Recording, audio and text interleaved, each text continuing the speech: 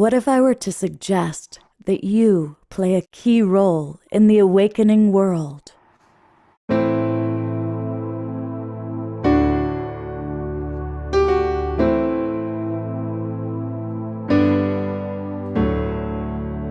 that you are watching this because you have heard the call.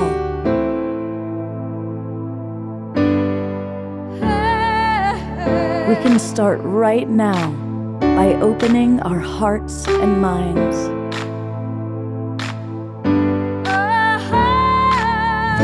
Welcome to the awakening world.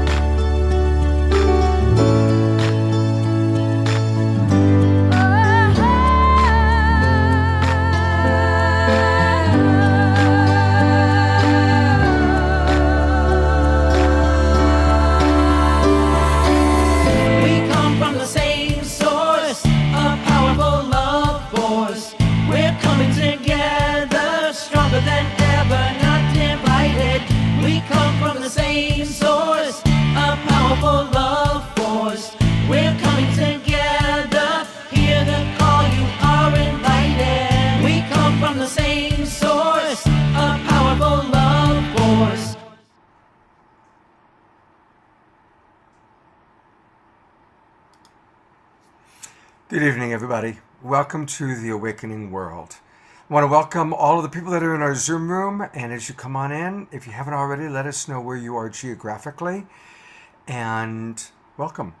I also want to welcome everybody who's watching on the different Facebook channels. A big thank you to John and Summer Raymer for getting us out over 100 different Facebook groups and pages. And of course, a big welcome to all of you watching on Unify from all over the world. That's one of the things that's really exciting about our Unify friends. You know, it's going to be one of those shows where we're going to have a whole Q&A period with relationship coaches. And so I'll do my best to track what's going on Facebook, but it's really best to come on into our Zoom room.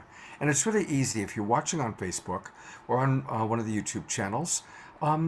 Go to globalpeacetribe.com and register.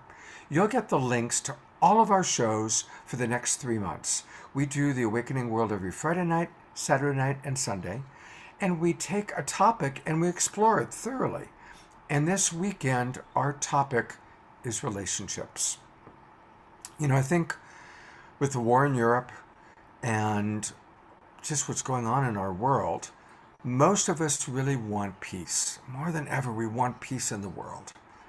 Well, it has been said many times by many great teachers, if you really want peace in the world, create peace in your life, peace in your relationships. Another way of looking at it is if you want to change your life, change your relationships. So I decided that I wanted to dedicate this new spring season, spring of 2022, to relationships and how we can really improve our relationships. Even if you take a look at the Awakening World, what is our little catchphrase? Uplifting our relationships with each other and with the earth. And tonight you're going to have a chance to meet some of my absolute favorite master relationship coaches. And they're of different walks in life, they're of different ages, they're even from different parts of the world. But they are all masterful and dedicated to studying how can we improve our relationships. And so tonight we're going to learn tips, tools, and practices from some great relationship coaches. And we're also going to have great music. We have 3 amazing musical artists. So it's going to be a wonderful show. Kick back, join us, come on into the Zoom room if you can, and start giving us what your questions are about relationship, any relationship, family, friends, workmates, lovers. Give us your questions. We'll do our best to address them. And let me tell you a little bit about who we have. We're collaborating with my very good friend, Steve Roland. He is the co-founder of RelationFlix, which is a dynamic new platform that just came out. We're going to learn all about RelationFlix tonight. And it's a wonderful platform with all these many of the coaches you're going to meet tonight, videos that you can watch that answer all your questions about relationship. He's putting me out of business because you don't need to hire coaches anymore. You just go to his platform and it's got like every possible question you can imagine. And we'll take a look at that. And Stephen's wonderful partner is Dolphin. And so I'm going to add Dolphin to the mix here. And these two guys, they're both up in Canada, but they have assembled an incredible group of coaches and they are very wise themselves. So we're going to be hearing from both of them. So welcome, guys, and thank you again for what you've created with RelationFlix. We also are going to hear from somebody who does double duty. This is Paul Sterling. He is part of Love Coach Academy. He's a big part of RelationFlix. He is the author of Argue Less, Love More, best-selling book, and a great master teacher. So welcome. Good to have you with us. Somebody that I met through RelationFlix who is brilliant is Rica Briones. She really talks about some of the hardest stuff that we might cope with in our lives. And she does it with so much wisdom and so much love. And so I'm delighted that she's back with us again. Welcome, Rica. And coming to us all the way from down under is a new friend. This is Damien from Byron Bay. And he is going to share some of his wisdom with us. So welcome. You know, we always have great music on this show, but when I'm introducing Michaela, you recognize her. You've seen her on my show before. And Michaela is going to do double duty. She is truly wise in how to manage relationships. So we're going to get to hear her wisdom, and we also get to hear that beautiful voice of hers, both speaking and in song. So welcome, Michaela. So grateful to have you with us. Thank you, my darling. And also, we just met her, and since she has come bursting onto the Global Peace Tribe scene, this is Tatiana Speed, and she creates beautiful videos, beautiful music, and we'll get a little of each. She's going to sing live for us and also share her brand new video all about relationship. So welcome, Tatiana. It's great to have you with us. And then finally, Mystical Joyride. And we met these guys when we collaborated with Soul Play Festival, and they are awesome. They are as colorful and as mystical and as dynamic as you see. And I'm just going to keep the spotlight on all of you because we always like to start our show with dynamic music, and it doesn't get more dynamic than Mystical Joyride. So take it away.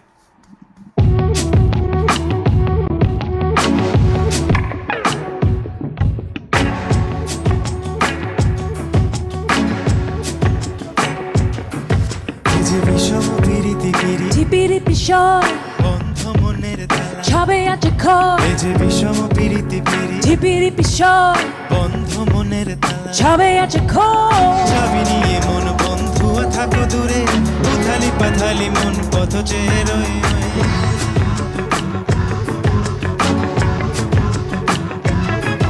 এই যে বিষম পিরিতি পিরি টিপিরি পিশয় বন্ধু মনের তালা ছবে আছে খয় যে বিষম পিরিতি পিরি টিপিরি পিশয় বন্ধু মনের তালা ছবে আছে খয়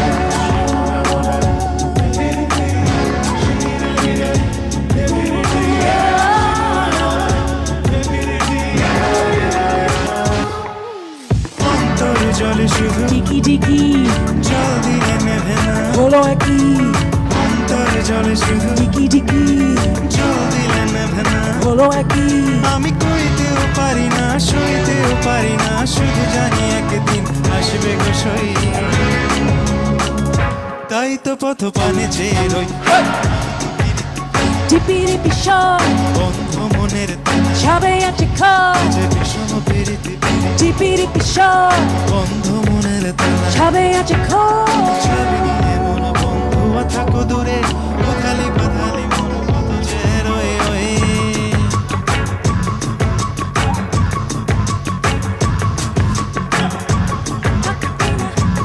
Takatina, Takatina, এই যে যে বিষম পিরিতি পিরি টিপিরি পিশয় বন্ধ মনের তালা সবে আছে ক্ষয় এই যে বিষম পিরিতি পিরি টিপিরি পিশয় বন্ধ মনের তালা সবে আছে ক্ষয়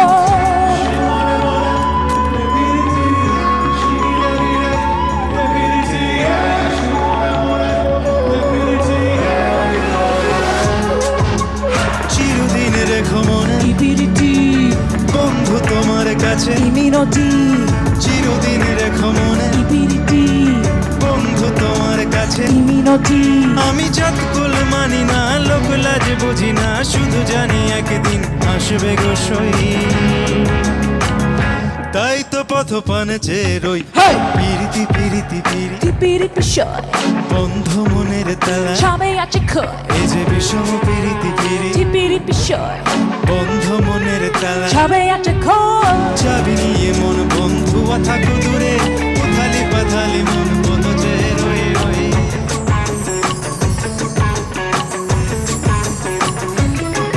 এই যে বিষম পিরিতি পিরি টিপিরি পিশয় বন্ধ মনের তালা সবে আছে ক্ষয় এই যে বিষম পিরিতি পিরি টিপিরি পিশয় বন্ধ মনের তালা সবে আছে ক্ষয় পিরিতি পিরিতি পিরি পিরিতি পিরিতি পিরি পিরিতি পিরিতি পিরিতি পিরিতি পিরিতি পিরিতি পিরি পিরিতি পিরিতি পিরিতি পিরিতি পিরি পিরিতি পিরিতি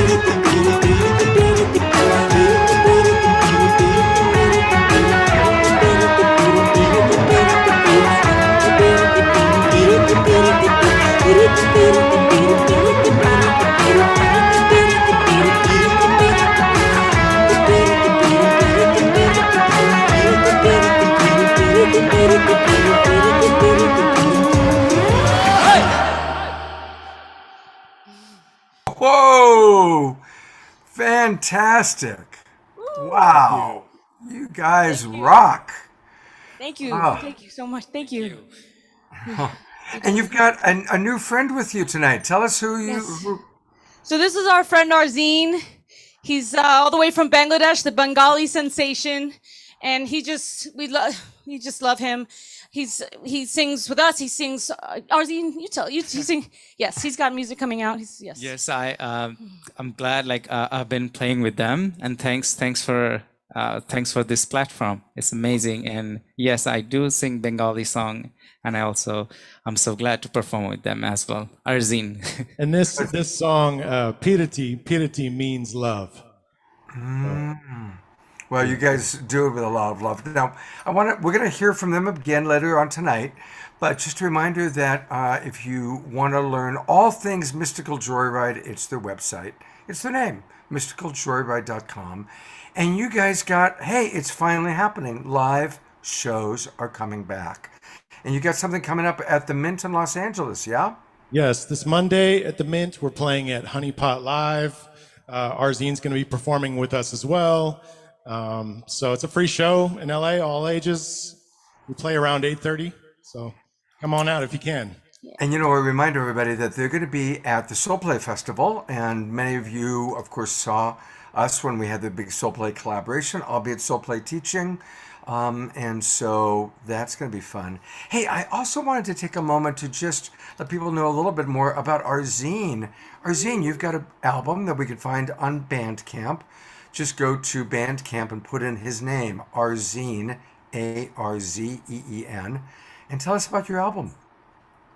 So I have been writing songs actually for a long time, but the first time I'm actually putting my album, it's like it has 8 songs, and I composed, and with the help of my friends, it's finally out now. Yes. Oh, congratulations. Does it feel like giving birth to a baby? Yes, kind of. Yes, actually. I'm very excited about that. Oh, good. Well, thank you. Great to have you guys with us. Stick around. We've got a really fun show, and we'll see you in about 45 minutes to an hour. Yes, thank you, Scott. Thank you. Absolutely. All right. I get to introduce our first speaker. And again, you're going to get a chance to meet several wonderful coaches tonight. And so each coach is going to give a short presentation about what's alive for them, and then they're going to come back and we're going to do a roundtable kind of Q&A, and that's when we can answer relationship questions. So again, whether you're watching on Facebook, you see me look down, I'm looking at Facebook, or whether you're in our Zoom room, start giving us what your questions might be about relationship. And our first presenter that we're going to have, and she's back. We've had her on the Awakening World a few times now.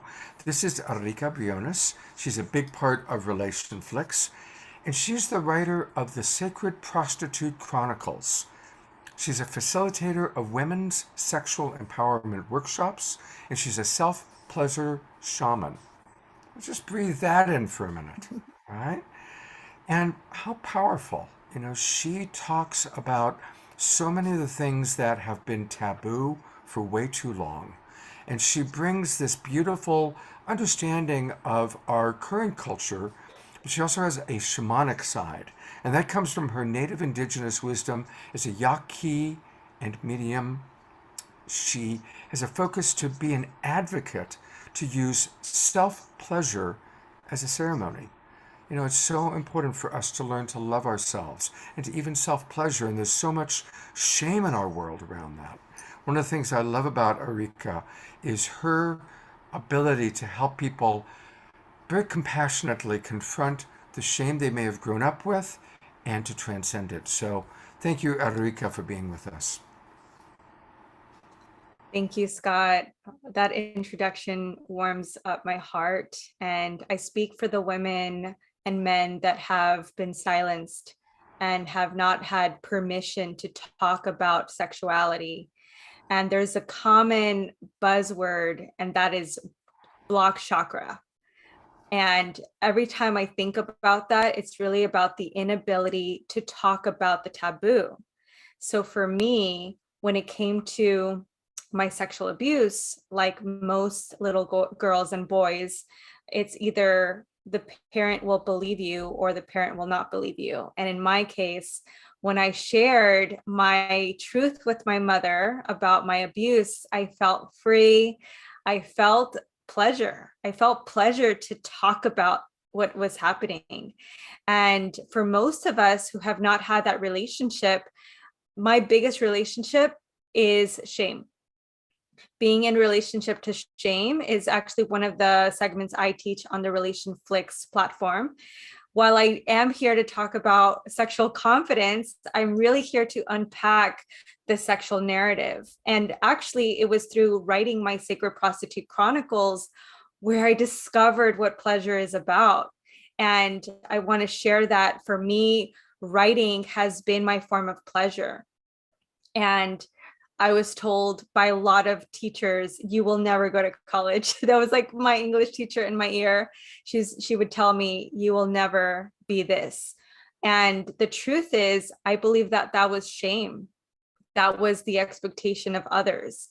And personally, in order to master conflict, because I know that that was one of the topics for me, in order to master any relationship, I must master that conflict within myself before I attract a partner. And right now my partner's in the living room. I am blessed to know that I can talk about the taboo, and I am accepted, not from my past, but I'm accepted by my love, my generosity, my heart. And, the truth is, I'm still learning. I'm still a student as well as a teacher. And to be a teacher is to also just let go of what you know. To really be a master is to let go of what you know. And even as I come here, I still feel like a student when I come here and I see all these experts. I see Steven, I see Dolphin. I just see that we get to all connect and really learn how to be in relationships. And I actually have a beautiful quote. I don't know why I want to share it, but I want to share it from my heart. And this is from Simrit, the singer-songwriter Simrit from the Institute Life Force Academy. And I wanted to just give her credit. True prosperity is the wealth of the mind, the heart, and the warmth of the heart. When we are sharing the warmth of the heart with other people, that means we are experiencing that within ourselves. how we interact with other people is called relationship. The relationship is a relay between two people or a group of people. Not only are they dropping their personal agendas to the benefit of everyone, but for the benefit of the relationship, where people are consciously interacting in a way it makes them feel more about themselves and giving a better experience of themselves. A relationship is an experience of giving me an experience of myself. And that is a quote that has taught me that the biggest relationship I have is the one with myself. And so I felt called to read that because I know that the biggest relationship to master is the one with ourselves, especially the one with our emotions. And so I am so grateful to be part of the RelationFlix family. I earlier had a powerful conversation with Dolphin. And again, I think it's so important to have educators and teachers to heal the man-woman relationship, because I know some of us didn't grow up with the best upbringing. I know for me, I learned about conflict through anger and shutting down, and through my own development, accepting my sexual shame and embracing my truth, I became more pleasurable in how I eat, how I make love. And for me, like, pleasure is so powerful, especially when you're able to be intimate with your anger, your wild, your slut. When you're able to really embrace that, you are free. You are truly at peace. And that is a gift that we can all learn. And it's something I'm constantly learning day to day. Like I was told, you're not a speaker. Who are you to do this? I had all these opinions from other people, which is actually one of my shadows and gene keys. One of my shadows and gene keys is the shadow of opinion. And once I transmute that, I will have the gift or siddha of omniscience. And so once I'm able to go within and heal the voices of others, I can really be there for people and really just hold space for people. And so thank you so much, Scott. I see Steven and so many of you want to just connect and play with. I just like see everyone. I just want to play with all of you. Two things. Stick around for a minute. First of all, I want to right away share with you, Doug, who's watching on Unify, just wrote, "Thank you. I am a survivor of sexual abuse, and it is absolutely necessary to let the emotional tears out. And so, thank you." And I want to ask you a question. When you're working with someone, obviously most of us have buried our deeper shame stories. And so what would be a tip for a first step to excavate maybe what we've buried that we're afraid to look at, especially as it relates to our shame? So the first step is self-forgiveness. And one of the steps I learned from like a teacher was to actually embrace your anger. And it sounds unorthodox, but anger was actually the pathway to forgiveness, specifically with myself. When I first experienced shame, I didn't have teachers, I didn't have mentors, but I knew that there was a soul calling within myself when I recognized that I was always on edge. And I told myself, I am not happy with this. I get to be angry and I get to release it. And once I'm able to release that anger and that resentment, then I can move on the journey to forgive, to accept. And I'm in a relationship where when I think about my abuser, I'm grateful. I'm grateful for the past. I'm grateful because if it wasn't for that, I wouldn't be the compassionate woman who feels fully sovereign in her expression. And so I'm always grateful for the past. And so if anyone is feeling like, how can I release shame? Allow yourself to grieve, allow yourself to feel any emotions that are coming up, and find a safe space, find a community that will accept you. I still have family members that still don't accept me. I still have lost tons of friends and family because of my truth. But that doesn't mean that I'm unlovable. That doesn't mean that I'm unworthy. If anything, I found my community. I found people who accepted me. You know, I found this beautiful community called Global Peace Tribe, and the RelationFlix family is incredible. I again want to just like shout out RelationFlix because they are such a beautiful community that have values to really teach this to other people. And that's my answer. I'm bringing, no, that's beautiful. I'm actually just bringing Stephen and Dolphin on since you are acknowledging them, and I'll bring myself on for a quick second too, because you brought up something that's really important. So often in life, maybe the family we grew up with, or a particular set of friends that we've been with, when we are ready to follow our soul's calling to move forward, to break out of a box, oftentimes we are shamed. And that, of course, happens a lot in family dynamics where, the family is hiding the alcoholism or the sexual abuse or the incest or the deep, dark family secrets.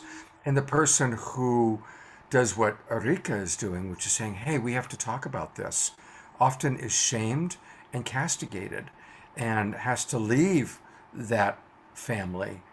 But there's always another family. It may take a while to find them, but there is always another family that will embrace and say, hey, yes, let's talk about this together. So, thank you for bringing that up because it is a painfully common part of life.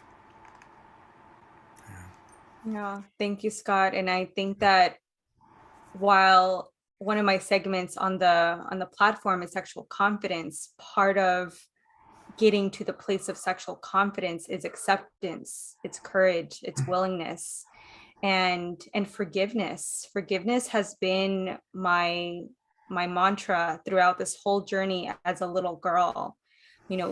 Giving back more love to myself, and always telling myself it is not your fault. Like having that conversation with my inner child, like this is not your fault. And for me, one of the biggest processes is like inner childhood work, placing your hand in your heart. So if anyone is watching, place your hand in your heart and just talk to your inner child. Say, I love you. I'm here for you. It's okay. It's okay. I love you. I got you. I got you. And really speak to that inner child. Anytime I'm having a breakdown, I just place my hand on my heart and I just talk to the inner child. And it's actually one of my tantra practices is just really connecting with that inner child and comforting. Your partner can't do that for you, your mom, your brother. But what matters is that you get to be that advocate for yourself. You get to be that ancestor for yourself. Thank you so much. So much wisdom. And, it's interesting. She talks about finding our voice. Well, guess what? She has an offering that I think is going to be of value to a lot of people watching. Let's start by going to her website. And her website is her name, Erika Briones, spelled Erikaa. There's 2 A's in her first name. And then her last name is spelled Briones. So then when you go to her website and you enter her site, there's a lot there. I follow her on Facebook, and she's always got amazing stories, so definitely want to follow her. And then she's got a course that she is going to be leading, which is all about finding our voice. Look at this woman who, despite what for many people would be a very difficult childhood, she has found her voice. And you're going to help other people do that. So tell us about your Embodied Voice workshop, the 5-day challenge.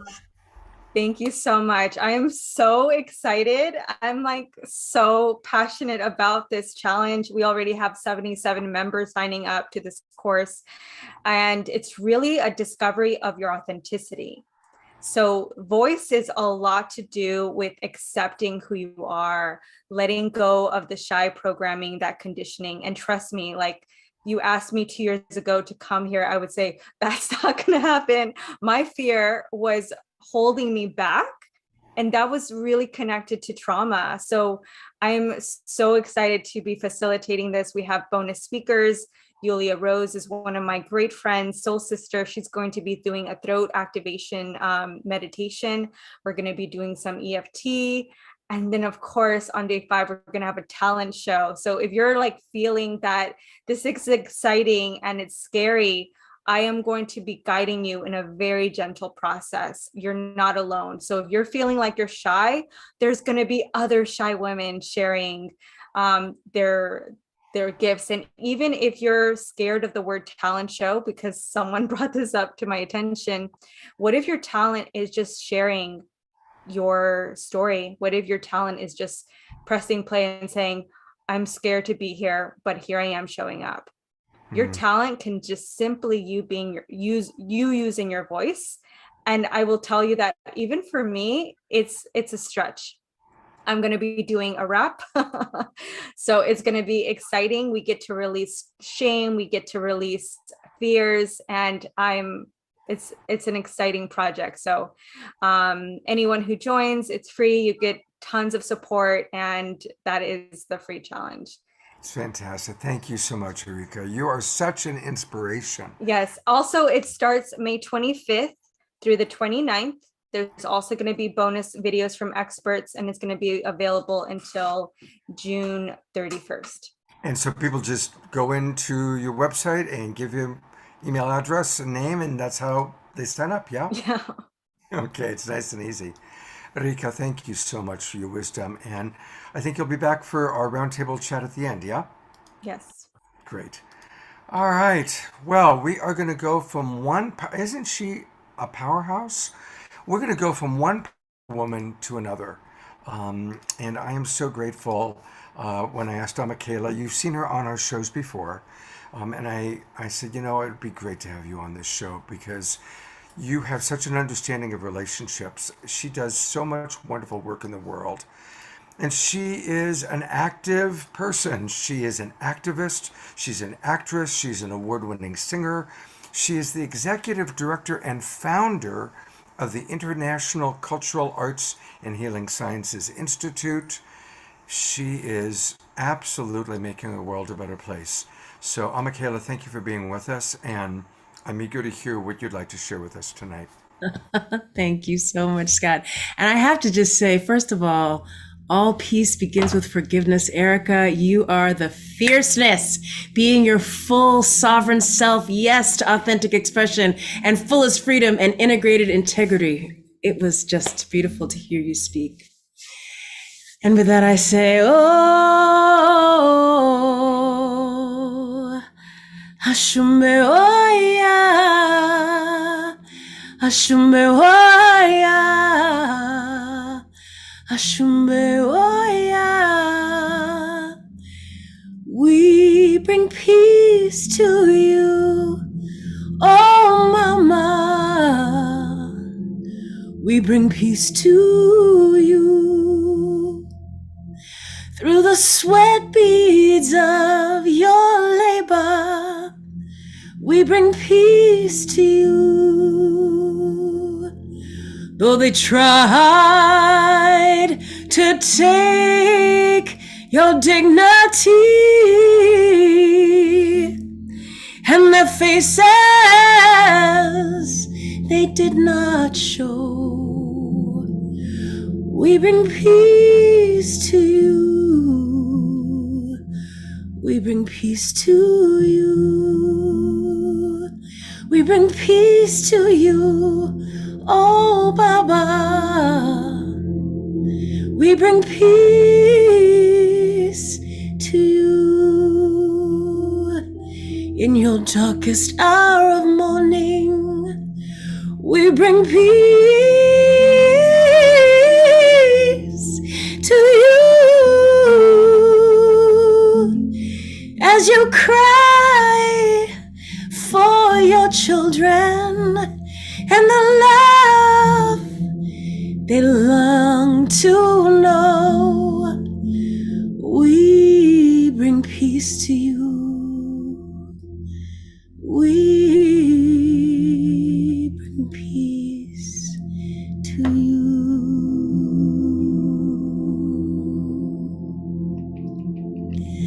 Blessings, my beautiful family. As always, it is such an honor to be with you all here tonight as we celebrate life and love and sound and the reconnection to our connection. And as I offer you and your ancestors' highest praises, I would love to sit with the question with each of you.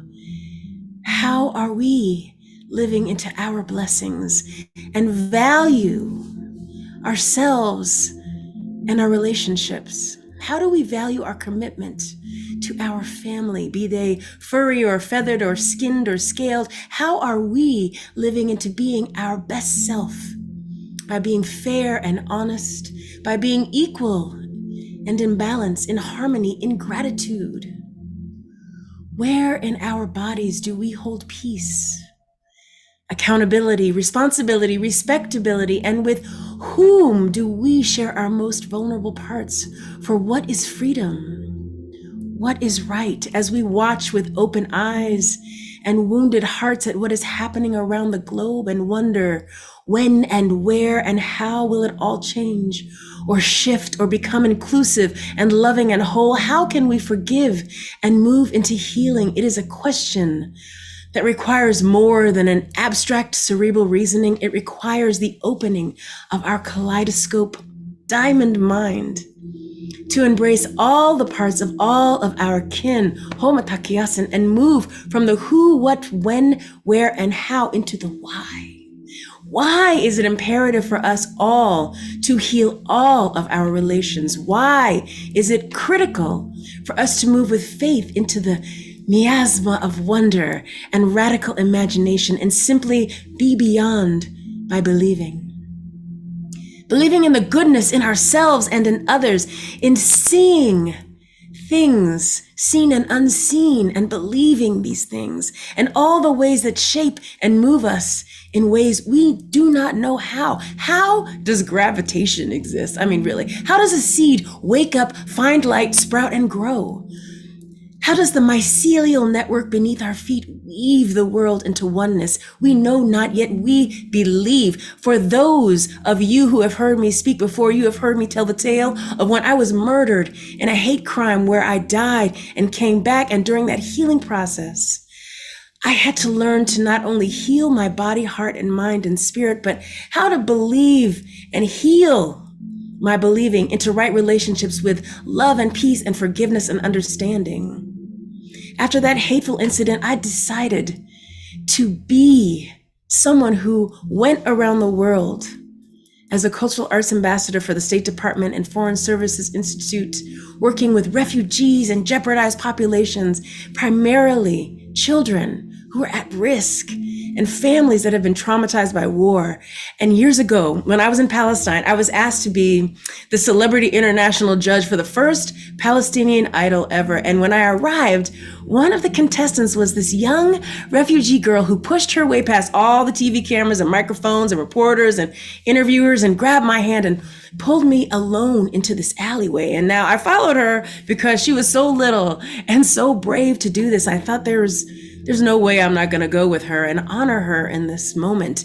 And when we got to that spot, she told me in her best broken English that she wrote this song for me to please take back to America and sing to the president and all of the people here so that we could find love in our hearts to help all of them there in need. And the song that she wrote went like this.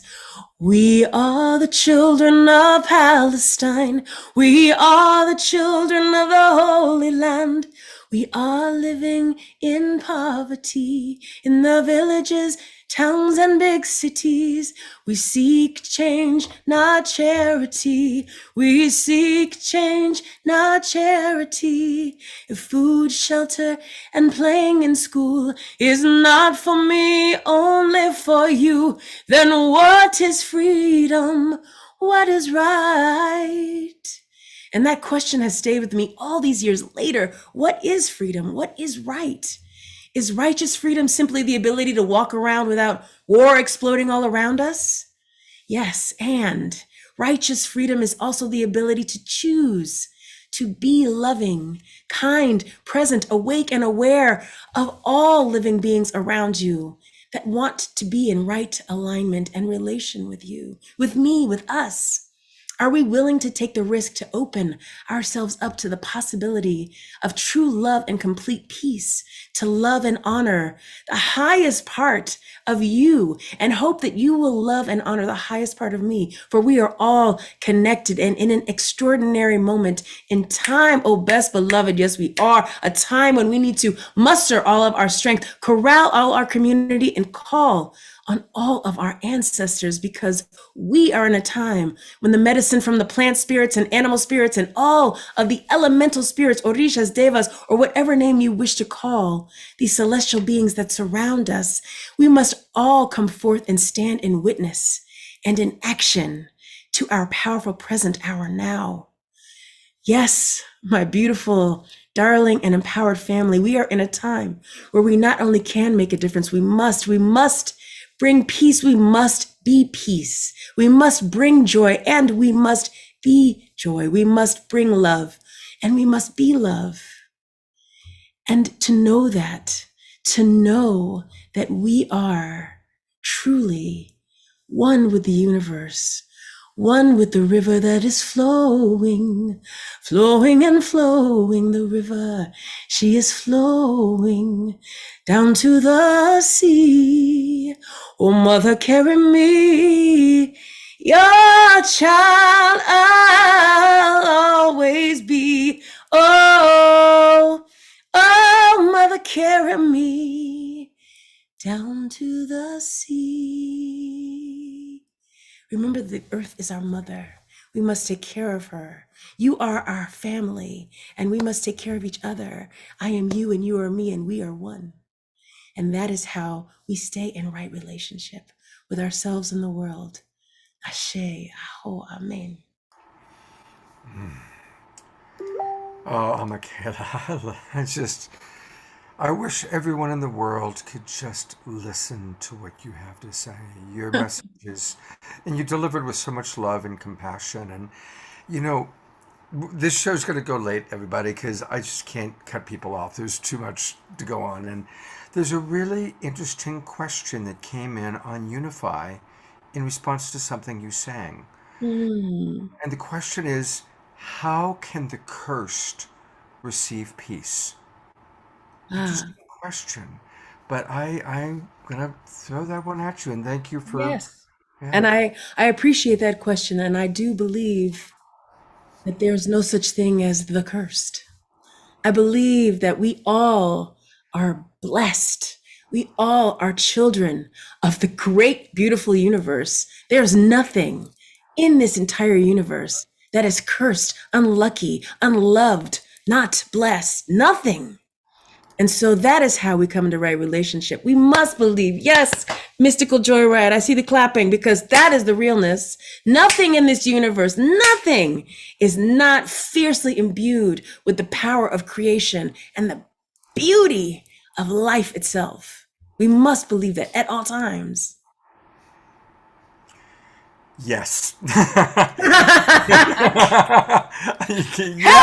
drop that mic. Boom, boom, boom. But there it is. It's and I've worked with people who believed that they were cursed, and it is a let go of that attachment to that belief Yes, system. that ancient story that does not ancient serve. story. Yeah. Just what Erica was talking about. Release, relate, re-relate. Relationship with oneself is the strongest relating ship that we must begin with. Otherwise, if we stay shrouded in this disbelief, we will never have anything but dis-ease, disrepair, disconnection, all of those things that don't allow us to be in alignment. So let us consider, be one with the stars. Con means with, sitter means with the stars. Let us consider that we are all stardust. We are all golden, and we all are of the garden. There is nothing not sacred about any of those things. Thank you so much. I want to tell people how you can get a hold of this magnificent woman. She, I mentioned at the beginning that she has helped to create the International Cultural Arts and Healing Sciences Institute, which you can find on Facebook. We're putting that link into the chat box. Thank you, Debbie Johnston. Michaela, tell us about the ICAHSI. Well, I also want to add in that you all can also reach me on Michaela at either, Facebook, or it's michaela@gmail.com if you want to just do a shout out. Definitely love to connect with this beautiful community. And Ikasi, like I told you before, was created after this accident where it was not an accident. I was actually reminded that it's an incident, and it was a hate crime, and they tried to murder me. And so from that, I wanted to be the phoenix that rose into a place of creating something where love around the world could be felt. And so this institute brings together artists and healers, and we go out into different communities and work primarily with refugee children, and bring drums and songs, and we make noise and we play and we reignite and try and be love and joy, and bring some semblance of peace, even in places that are war torn and find it hard to find that again. Just I'll take a breath. I want us just to breathe in the medicine of Michaela. Thank you so much, Baba Scott. That is so beautiful. And actually, the program is called Music as Medicine. And I believe that you carry that with you when you bring these shows and these fantastic speakers and artists together and this beautiful community. Thank you for doing this work and creating this outlet with such grace. And it's so next level. Thank you, my brother, truly. Thank you, Michaela. It's always a joy to have you with us. Yes. Ashe. Thank you, Baba. That's actually a segue. I just want to invite everybody. We are just now starting our spring season. Spring for those of us in the Northern Hemisphere, winter for those friends that are down under. And please register. Go to globalpeacetribe.com, and register for our new season. And you're going to get the links to all of our shows. We are going to be with you every Friday night, every Saturday night, and every Sunday morning. I've already picked themes for the next couple of months. We've got remarkable presenters coming with us. We're going to have Matt Kahn, Neil Donald Walsh, Reverend Michael Beckwith, Marianne Williamson, Greg Braden are all coming back live to be with us. And those are like the famous oldies. But look at all the next generation, like Michaela and Ulrika. And honestly, it's like those are the people I get most excited about. So yes, we're going to have some of our favorite previous generation luminaries, but it's the next generation that you're going to meet and find through RelationFlix, through the Global Peace Tribe. Bands like Mystical Journey. Everyone needs to know about Mystical Journey and Michaela and Ulrika and everybody else that you're going to see tonight. So you can help support us just by going to globalpeacetribe.com and registering. And yes, we do ask for a donation. You can register for as little as $15 for all 3 months. You get the links. And of course, if you want to register at a higher amount, we sure do appreciate that. And we are working really hard to bring you all these amazing luminaries every Friday night, Saturday night, and Sunday morning, plus special events. Quite often people will come along and they'll say, hey, Scott, can you host this, or can we promote that? And we do that.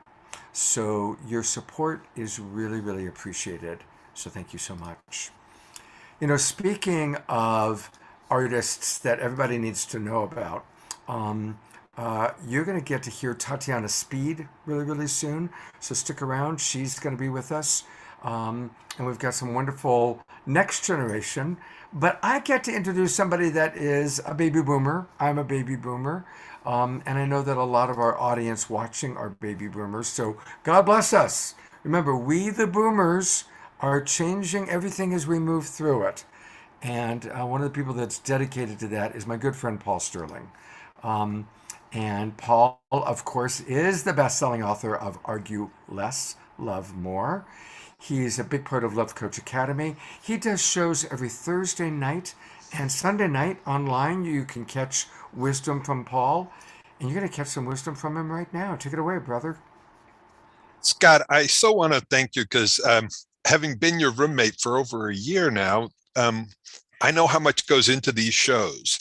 People get to see you for this hour or a couple hours, but almost every day of the week, you're finding new guests and hosting this stuff. And it's like, this is such an act of love, and it's such a huge commitment. These shows don't just happen by themselves.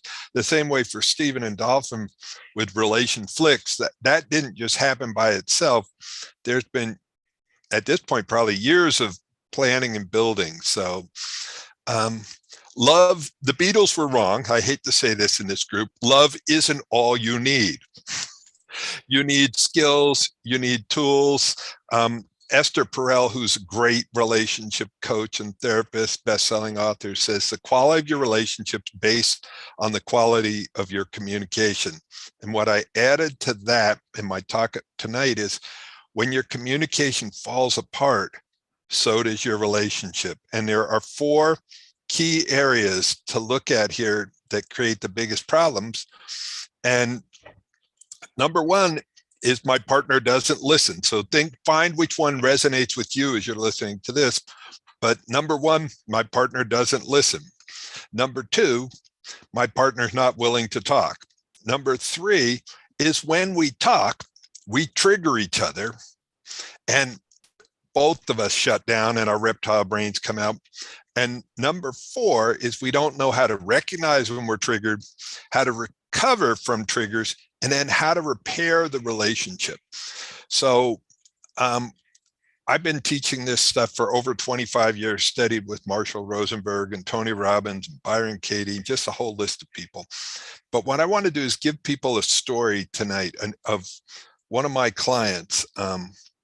And this is an interesting story about how these tools can be used in the most interesting of spaces. He was flying from Milan to Miami, and he happened to be the captain of a 777, one of the biggest flying machines we have, which has a payload of between 500 and 650,000 pounds. So here he is flying this jet, lands it in Miami.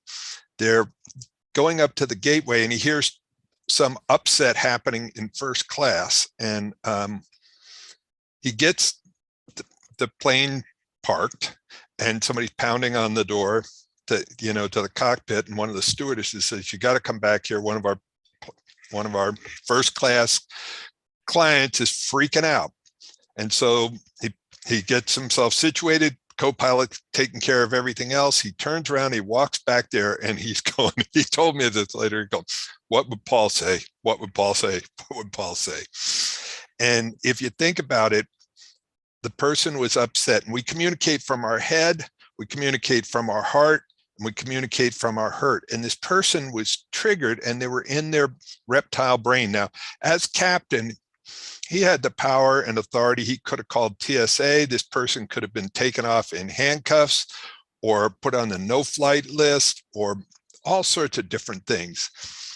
But when he got back to her, this woman, he looked at her and he said, "Excuse me, what do you need to feel safe right now?" I just want that to settle in. What do you need to feel safe right now? And this woman just, you could tell the whole energy said in first class, because everybody was upset. And they were worried, what's the captain going to do? How is he going to handle this? Is he going to use force? Is he going to try to dominate? Instead, he just asked that simple question: what do you need to feel safe right now? And say it to yourself, like, take a second, because that's what we all want. We want to know that we matter. We want to know that our needs matter. And she reached out and grabbed his arm gently and said, "I just need to feel secure." He said, I got you. And he took her all the way to customs.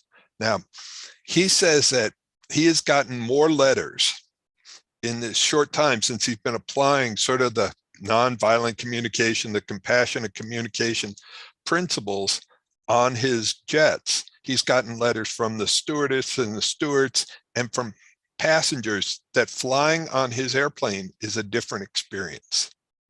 So I want you to think about that, how different experience you can be in your relationship. How can you transform the way you interact with the people you love to create a safe space. Because the reason that someone's not going to talk to you is because either with you or with somebody else, what they've said in the past has been used against them, to like, so why would I talk if I think everything I say is going to be used against me? And the other side of that, and Dolphin kind of talked about this a little earlier, but why won't I listen to you is if I'm afraid that what you say is going to feel like an attack on me or a punishment of me. So I'm going to defend myself by not listening, or I'm going to defend myself by not speaking. So these are some of the principles, and it's easy. Well, actually, no, sorry, wrong thing. It's simple, not easy. When we get triggered, we have a choice. We can either respond or react. Here's the thing about reaction. And I watch it. I watch it in the thread tonight. I've watched it, in the communication. When we go into reaction, we think that there's only one of two choices. When we're in reaction, it's either dominate or be dominated. Look at Facebook right now, the communication, look at politics right now, the communication that's happening. We have a hard time working across the aisle, whatever that aisle is, whether that's the aisle in politics, whether that's the aisle in our neighborhood with our partner. And these principles I have taught, and I was lucky enough to study with Marshall Rosenberg, the creator of nonviolent communication. And I took the principles he taught me, my interpretation of them, and I taught him in prison for 8.5 years, to anywhere from minimum to maximum security, and tested him there and tested him with at-risk youth and teenagers. And it was transformational. I had some teenagers come to me and say, Paul, if I just realized that my mother has feelings and needs. I never knew that she had feelings and needs. And sometimes parents try to be so stoic. And I had one maximum security inmate. He was leaving, and this is the second day of my course with them. And I can see him, and he gets right back here, and he stops, and he starts backing up. And, when I'm in prison or jail teaching this course, I'm pretty hyper vigilant. So when somebody's backing up towards me, I was like, my little spider sense goes. And he stops right alongside me. He looks at me and goes, Paul, if I had learned this stuff in high school, I wouldn't have spent 20 years in prison. If I had learned this stuff in high school, I wouldn't have spent 20 years in prison. And what we have to realize is that everybody out there is really doing the best they can with the tools they have. And that's why I love what Scott does, what Stephen and Dolphin are doing, and my fellow coaches. Is what we're trying to do is give people better tools. Like if you give somebody a nail and a rock and a hammer and say, which one do you want to use? Well, almost everybody will pick up the hammer. But if they don't have a hammer, they're going to use the rock. And that's what happens a lot of times in communication. We're using rocks on each other versus something that's elegant and enrolling and compassionate and connecting. So that's about it for now, Scott. There's so much more to teach, but. Well, thank you. And a reminder again that he does shows every Thursday and every Sunday. And believe me, I do know what it's like to put together shows. And his shows are very interactive. So it's a great opportunity to get, direct coaching with him. And then also go to his website. And his website is the name of his book, ArgueLessLoveMore.net. And when you go there, he's got all sorts of good stuff, of course, all the testimonials. But click on watch video, and when that happens, you get a chance to just put in your name and your email address and your phone, submit it, and you're going to get a free copy of the book sent straight to you. So thank you, Paul. That's a great, and thank you for your wisdom. Thank you for your dedication. I live with you. We live together. And he's so dedicated. He's there working with people all day, all night. supporting people, saving the world, one relationship at a time. Absolutely. Thanks, All right. Scott. Thanks a lot. We'll see you in a few minutes. We're going to do, again, a reminder, we're going to have a big kind of Q&A period with all of our coaches at the end of the show. So get us your questions. Okay, you heard me talking about the next generation. And Tatiana is a great example of that. And in introducing her, I want to acknowledge that there's an interesting experience that we see in humanity. And it's when life's circumstances take place in such a way that a person goes deep, deep, deep within, maybe for years. Moses cast out of Egypt and out in the desert for 7 years, where he attained whatever knowledge he needed to come back and lead his people. Jesus, who, basically disappeared from age 12 to age 30. Well, you're in good company, Tatiana. I hope you don't mind me putting you in the same with Jesus and with Moses, but she went into a period of deep isolation for many years and is just coming out, and she's coming out with music and wisdom through her music. Obviously, she has a tremendous artistry that you'll see, but she also has a real understanding of the human condition and the human experience that comes through in her words and in her music. So welcome back to our world. We have missed you and we need you. And we're grateful to have you on Global Peace Tribe.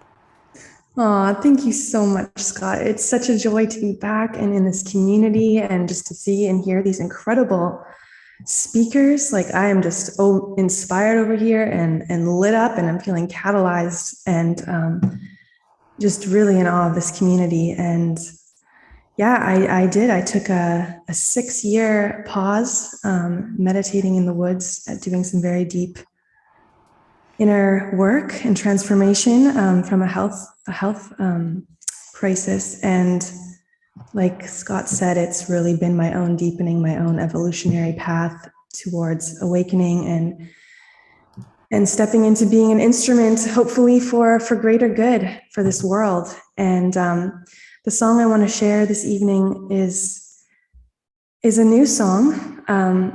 I actually have shared it on here once before, and it's the first time it had ever been heard. I wasn't planning on playing this one tonight, but just the speakers and the vibe here this evening is just making me feel like this is the song to share. And yeah, this song shares there's two stories that are presented in this song. One is the story of a refugee, and the other is the story of a soldier. And just like Paul was saying, people can only do the best they can with the tools that they have. And I felt it was important to bring both perspectives together, to embrace them in our humanity, to really be part of my invocation for peace right now. So this song doesn't have a name yet, but it's really my prayer for peace on earth. Oh, and I'll just say that both of these stories were told to me by people in these circumstances, and have given me permission to share them and play them here. So.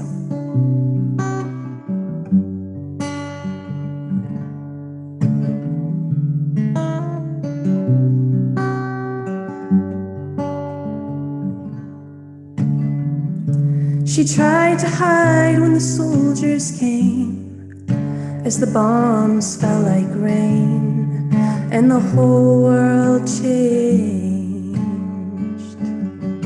She lived in a land that once was free. Now she wonders if she'll live till the morning.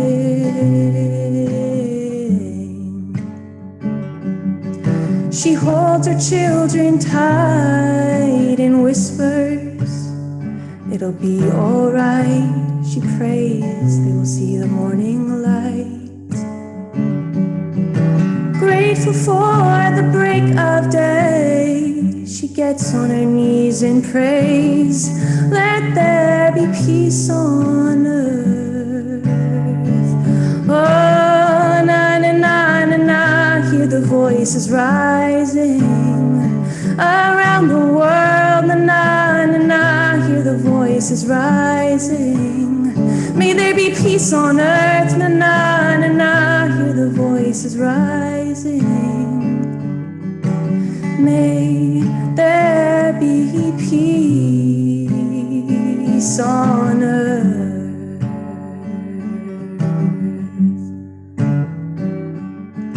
He never meant to be the one with the gun. He never meant to be so numb. He regrets the things he's done. He wanted to serve, he wanted to be brave, but there's a price that has been paid. Innocence died along the way. Never to question, just obey. He knows deep down he's lost his way. He gets on his knees and prays. Oh, na na na na na. Hear the voices rising around the world. Na na na na. Hear the voices rising. May there be peace on earth. Na na na na. Hear the voices rising. May there be peace on earth.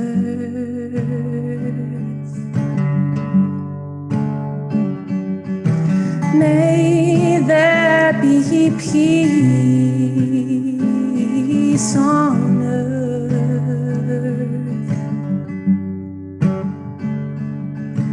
May there be peace on earth.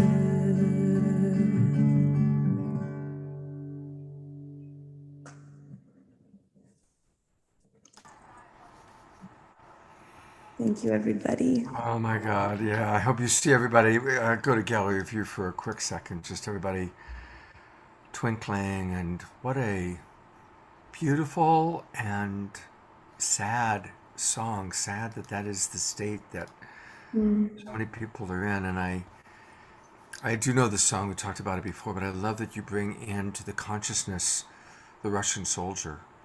You know, I've coached a lot of men that were Vietnam veterans, and similar thing. I mean, they were just kids, and they were in a place they should never have been, doing things that were just not appropriate, and how it's just devastated their lives. And we're gonna have the same thing. Obviously, the devastation for the people of Ukraine, but also those poor kids that thought that they were on a training exercise, and they were told that they're going to denazify Ukraine, and then they get there and they're getting killed, and they're just seeing that it's their own cousins, that it's so tragic.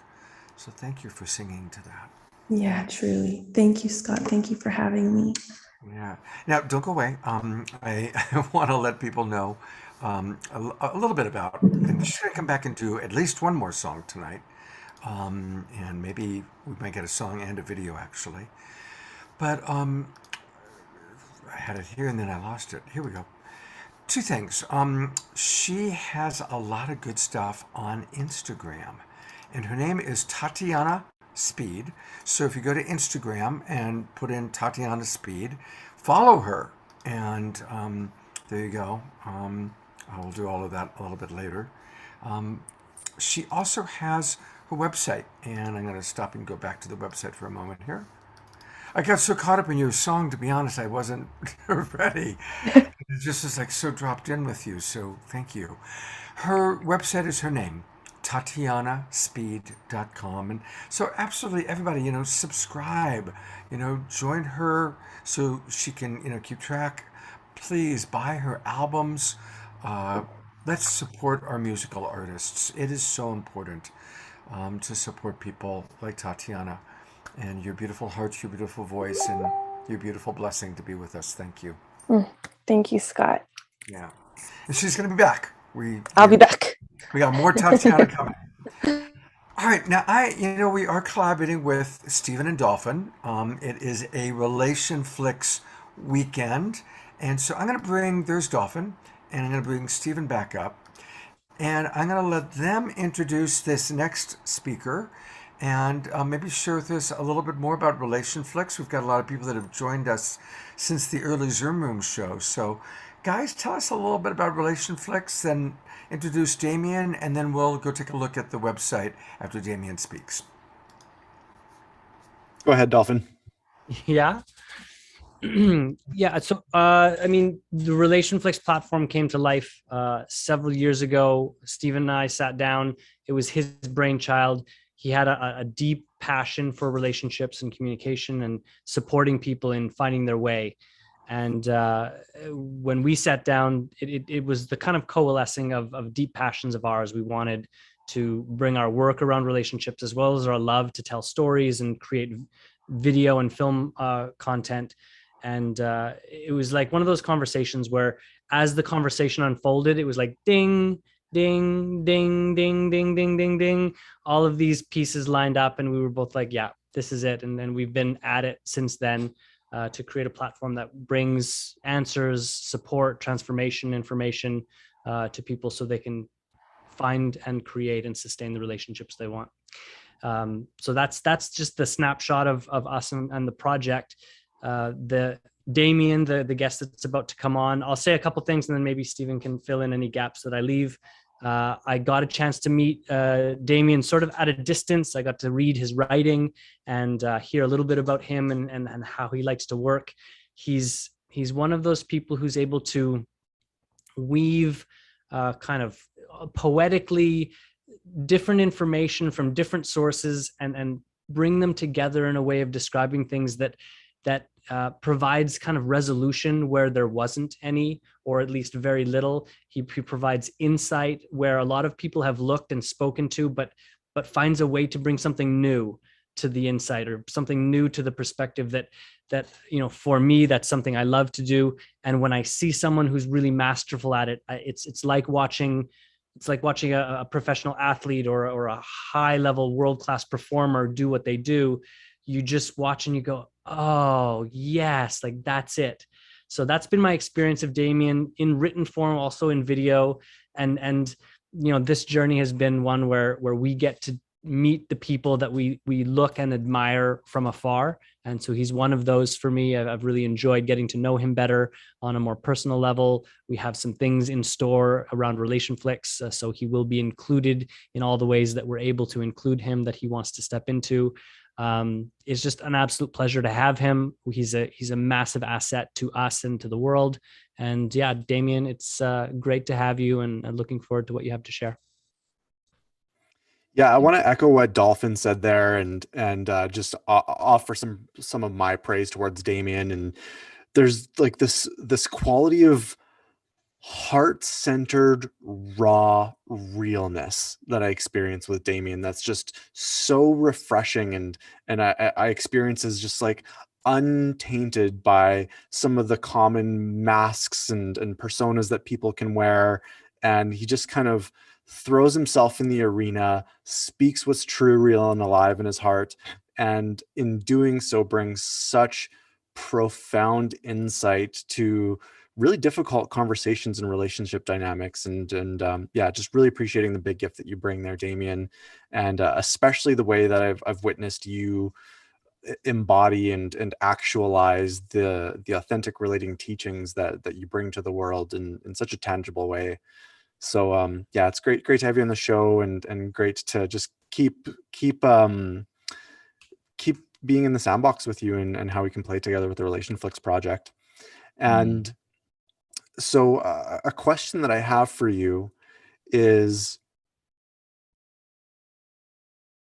in regards to that level of realness, like I experience you as being like really self-attuned and having such an incredible capacity to translate into language. And so if someone wants to cultivate that skill set, yeah, I'm curious what you have to say about that. Like, how can people enter that space of being attuned to what's real for them and having the courage and skills to communicate it? What an interesting question. I think I want to answer it in like two parts. The first side of that would be like articulation is a skill, the ability to speak kind of what's going on inside of us is a skill that actually anyone can develop. It's not, some people tend to have a natural propensity towards it and a gift towards it, but we can develop that. And I think reading actually is probably the best way to develop that. I was an avid reader. I actually used reading as an escape mechanism for, feeling pain when I was young. So I used reading as a defense. So I read a lot growing up. And that, I think that reading and that experiencing the different ways that people put together thoughts and insights and ideas and prose and everything really, and language as well. When you read fiction, for example, you're reading the way people talk to each other. Really develops that articulation. So that's one side. Now, the other side of that is around the level of self-attunement. So in the model that I work with, I really like to work with what I call domains of reality and learning how to be aware of those domains in ourselves, but also how to hear them in others. And I think of reality as kind of like multidimensional, like even pragmatically, not at a kind of like esoteric spiritual sense, but right now, the fact that we can even communicate is because there's Wi-Fi signals flowing through the air and, this radio, like there's all kinds of layers of reality going on right now. And there's layers going on inside of us as well. So the 4 domains that I really focus on in terms of relating, the 4 most pertinent aspects of relating that I look at are level of sensation. So we have sensation happening inside of our body. Our nervous system kind of plugs into every single aspect of our body. So we can actually feel it. We have massive neural ganglia in our bellies and our hearts and our brain and everywhere else. So we can actually feel a lot of sensation. And that sensation is information. It tells us when we're hungry, but it also tells us other things like when we're in danger or when we're afraid or when we're feeling drawn to someone or close to someone. So that level of sensation and being able to learn how to perceive that and start articulating that. And that's one of the practices we do a lot in what I teach is actually how do I get in touch with my sensation and be able to speak that without conflating it with kind of mental interpretations or even emotional interpretations. So that's the first level. And then we go into another domain. I kind of think of these as holarchically. So they build on top of each other. They add layers to each other. We move into the emotional domain. So these are our feelings. These are our emotional experiences. And I even go even more granular with that. We have kind of raw feelings, which are more on the sensation side. And these are our, sad, mad, glad, our happy, our joy, our fear, our shame, all of these things that are quite raw emotional. And then we have our feelings, which are things like disappointment and, feeling left out and everything, which have a mental interpretation to it. So we have this level. And so we can start to pay attention to what are actually the feelings that I'm experiencing. And then we move into our thought domain, and often in spiritual worlds, we talk about like not being in your mind too much and everything. And I'm like, well, actually, I think we want our mind to be connected to everything else. We don't want to get rid of this. This is an incredible tool. We just don't want it to lead the show. But being able to understand the way that my mind works and look at our own mind and our meaning making. Our mind is meaning making machine. It's constantly making meaning and interpreting and adding analysis to everything. And so understanding that I can watch my meaning making and I can watch the meaning making of another is a tool there as well. And then the last domain that I work with is the domain of the sovereign, or what I call sovereignty, which is kind of that sense of truth that sometimes springs through us. It's like this kind of when we have those moments of deep clarity of like, and it's beyond the mental. It's not something I've thought about. It's just like a knowingness. And I feel like that often kind of runs up through the core. So I'm really interested in how do I perceive that inside of myself, and then also how do I listen, how do I communicate that, and how do I listen through that way in all of these different domains. So I think that kind of answers what you were asking somewhat. Yeah, beautiful. Thanks for sharing. Yeah. I'd love to hear a little bit more about authentic relating, if you got a little bit of a quick hit on that too. Sure. Authentic relating to me is it's like a tool set. It's like a toolbox or a toolkit for understanding everything can be learnt. And I get really fascinated by the deconstruction of things into learning chunks. And we do this in a lot of domains, right? We do this for music. I don't play music, but I know if you're a musician, you're going to have to learn chords and timing and strumming and everything. And as you learn it, you start to create mastery, and then you can create freestyle songs, and then you can jam with someone. Relating has the same tools. Like, reality has predictable laws. And if I learn how to relate in a certain way, I will have predictable outcomes. If I was to insult you, it would have some sort of predictable outcome within a scope. Different people are going to respond in different way, but there is some predictability. If I was to compliment you, it's going to have something else. If I'm going to listen to you deeply, it's going to have an effect. So authentic relating to me is understanding, how does relating actually work? How does it work? What are the tool sets? So I think of this as like expressing, listening, and attuning. And attuning is the understanding of the third entity, the space between us that we create, and how we navigate that.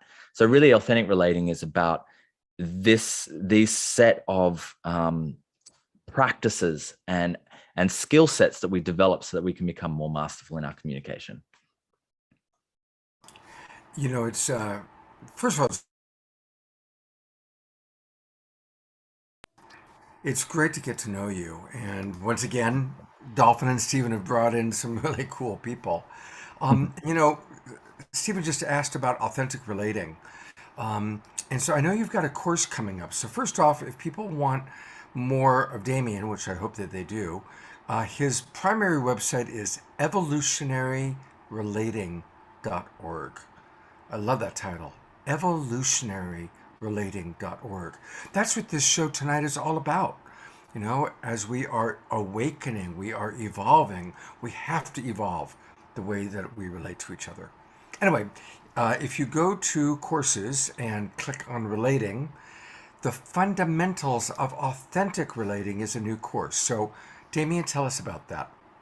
Well, it's not a new course. It's something that I've actually been teaching for 2 years now. I've taught this 13 times, and I'm about to teach the 14th and 15 rounds of this.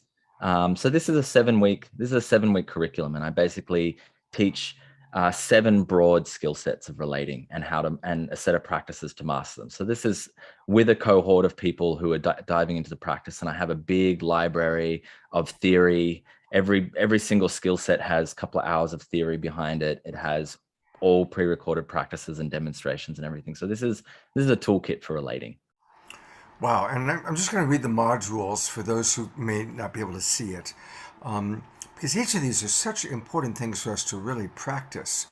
Embodied relating, reflection. Remember everybody that emotional intelligence is all built on the ability to self-reflect. Curiosity, the most important word in the relationship glossary.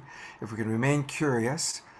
Desire, boundaries, attunement, and then a closing circle. So, and again, just to be clear, when does the course take place? How do people participate? I am starting this course there's one class on the 11th of April, which is really focused for Australian and Europeans time zone. And there's one starting on the 13th in US. It's the 14th in Australia, and that's really targeted for Americans, but it's also the daytime for Australians. And this is actually the last round that I'm going to be personally teaching this. I'm going to pass it on to facilitators from here on and focus on writing the book and kind of completing this chapter and moving on to other things that I'm really passionate about teaching and diving into. All right, so last chance to take this course with you. Thank you so much, Damien. Thanks, Scott. And please stick around for the Q&A part. I already know some questions are coming in, so it's great to meet you. All right, I'm going to bring up our RelationFlix gentleman one more time. And I actually want to go to the website, and I want to talk a little bit about RelationFlix. Obviously, I've known Stephen, and since before he began this. I knew him before he even had the idea, and I can remember when he first suggested that he was going to do this. Stephen's pulling it up. Okay, great. So, Stephen, since you've pulled it up, I'm going to let you talk it through. Tell us a little bit about what's on RelationFlix.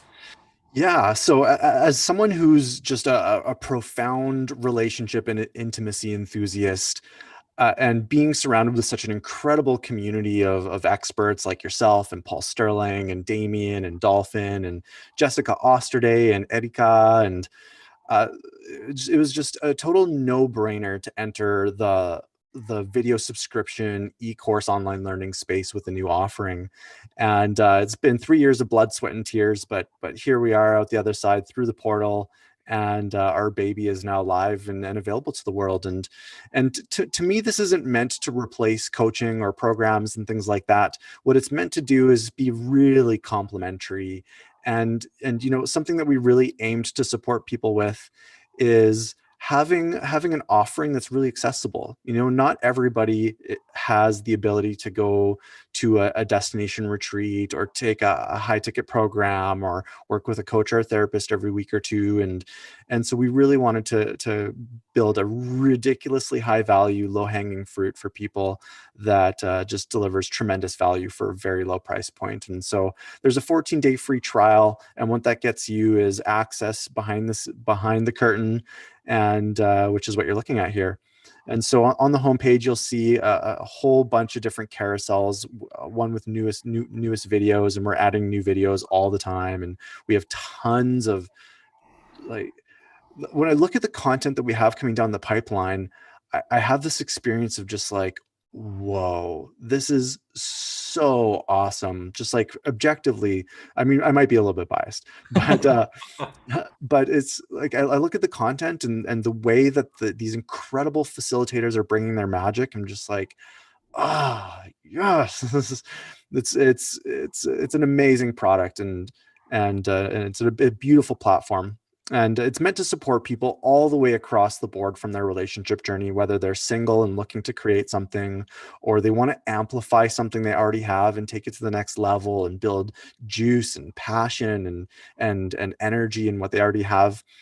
If they want to repair, if they're in conflict or in distress, and if they want support in having graceful and easeful relationship closings as well. So we support people all the way across the board, whatever stage of their journey they're on. And yeah, just to cherry pick like a few of the videos, they're like, one of the most popular videos is exploring women's pleasure, and there's a sensual massage course, and Mike Thomas, who's a brilliant nervous system expert, weaves in a whole bunch of teachings that a lot of you are familiar with: NVC, compassionate communication, with nervous system regulation, and Dolphin with his brilliant trauma healing content, and Paul Sterling, who we all know and love for his relationship framework, sorcery, and wizardry that he does. And there's a beautiful course on sensation play that's like sort of like turns up the heat a little bit if you want to turn up the heat and add some spice to the bedroom, and communication skills and conflict resolution and attachment theory and psychology. There's a personal development section, a relationship tools section that's just like, give me the tool, show me the quick fix, like that kind of a point of view. We can go there if we need help with something very specific. And there's just a beautiful drop-down menu that can help you weave through the content really quickly so you can find exactly what you're looking for. There's a course section where you'll see some familiar faces. We have a course by our beloved Scott Catamas that is just absolutely dynamite, and his course was edited by a pro Hollywood filmmaker. So we have an amazing crew on board. You know, there's attachment theory, and here's where you can find Ariel's Exploring Women's Pleasure, the entire series, and Erika's Increase Your Sexual Confidence series, and Getting Out of Gender Roles, and just a whole plethora of different content. Here's my course, which is my kind of 30,000 foot view on sacred sexuality, the 5 elements of sexuality, and weaving the physical, mental, emotional, energetic, and spiritual components of sexuality together for a gorgeously nourishing, holistic practice.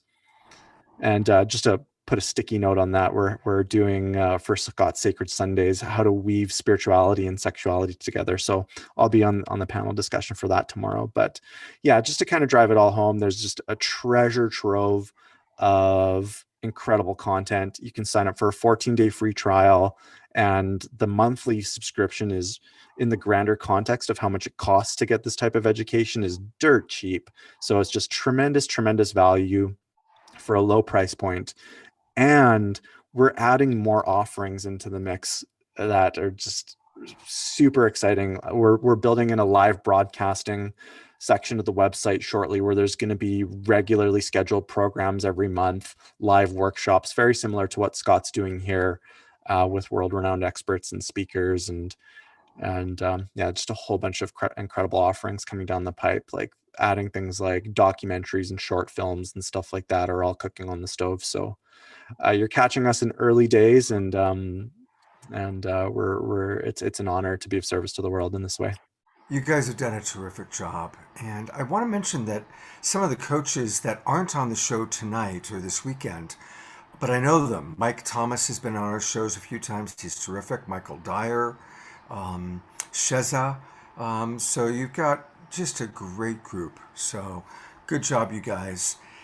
And everybody go sign up. 14 free day trial. You got nothing to lose. Go to RelationFlix.com, RelationFlix.com, and register. And of course, we'll be hearing more from both Stephen and Dolphin. But I think it is time for some music. And Mystical Joyride has been with us. How do you like the show so far, you guys? You're still muted. Ah, there you go. Now we hear you. Hey, hey. Hey, hey.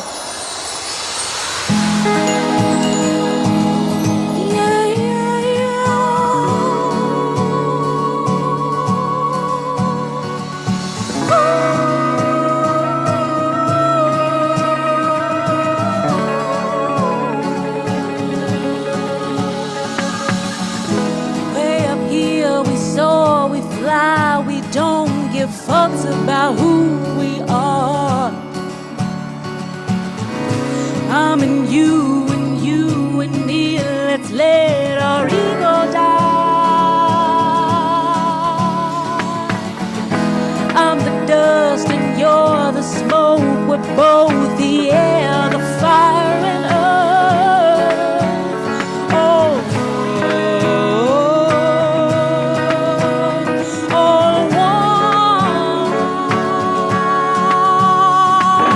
all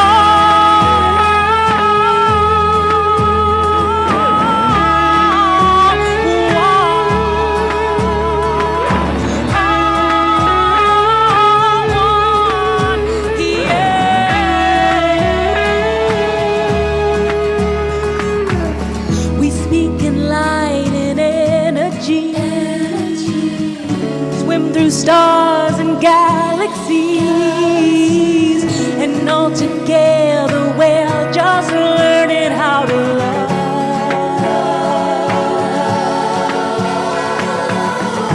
Way up here we soar, we fly, we don't give fucks about who we are.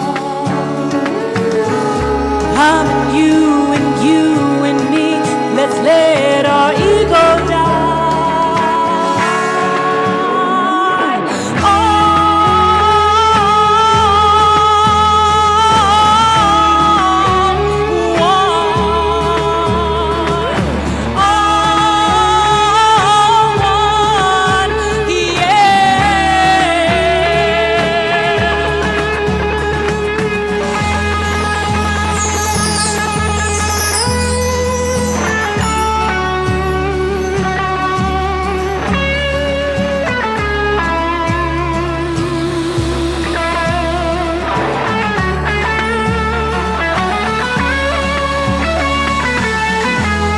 Let your ego die.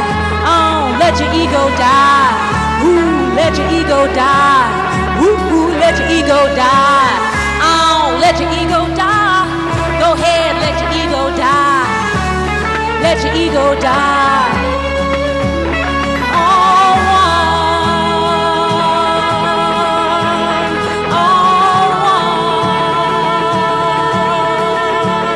All one. Yeah, yeah. All one, one, one, one. All one, one, one.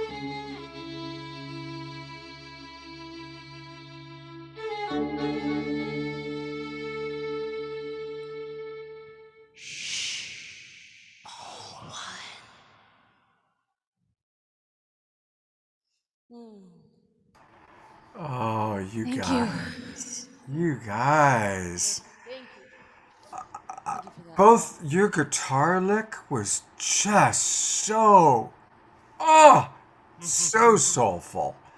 He's And of singing. course, your vocals and your singing. I can't believe that two people can create that much sound and that it all works so beautifully. It's all one, baby. All one. And your message. And your message. What a perfect message for tonight's show. I can't wait to meet you guys in person at Soul Play. I know, Yes. same. Hey, Excited. and let's everybody come to California, come to Lake County, which is where I live. Soul play, soul play, soul play. Second weekend of June, we're all going to be at Soul Play Festival, and come and join us. I know some of you have bought tickets, so And Arzine's gonna be with us. Arzine's gonna be Arzine. with us. All right, perfect, Arzine. I look forward to meeting you as well. And I'm hoping I'm going to invite you guys to come on one more time between now and Soul Play, so we'll figure out a Saturday night. Oh yeah, yeah. No, you guys are just too good. Thank you. Thank you. Thank you. So thank you, and remember, everybody, mysticaljoyride.com is where you Yes. find them all out. All right, stick around for the show, you guys. Thank you. Ah, wow, what a beautiful evening again. Each person is so special in their own unique way. The music, the presentations. And I get to now introduce somebody who's actually a personal friend of mine, as well as being a brilliant coach. This is Jessica Osterday. And I'm glad your power is back. Welcome back. Thank you so much. I feel like the divine forces that be conspired. I'm so grateful to be here. There you There we go. I'm so I'm so happy to be here, and yeah, it's a joy. You know, Jessica is a trauma-informed life coach and a brain spotting practitioner. She's been trained in science-based therapies for heart-based healing. Think about that. Science-based therapies for heart-based healing. And I want to speak again from personal, there have been times when I was going through hard stuff, and I know a lot of coaches, I've trained dozens, and Jessica's who I've turned to for personal support, because she's so nurturing, and she also is so wise. So Jessica, tell us about brain spotting and about your work. I would love to. I'm so honored to be here. And, you know, to be honest, one of the things that I feel so inspired by is seeing people who show up and do their own work. And I think because of my own trauma history and my own life's work and how much bravery it takes to actually do the self-inquiry and the learning and the tools and the integration and just the humility of the whole process. I mean, it really is so phenomenal to me. So when I'm here, or anytime I've seen the shows, but here tonight in particular, I'm really inspired by the depth of each of you that I know, and I believe that I know most of you.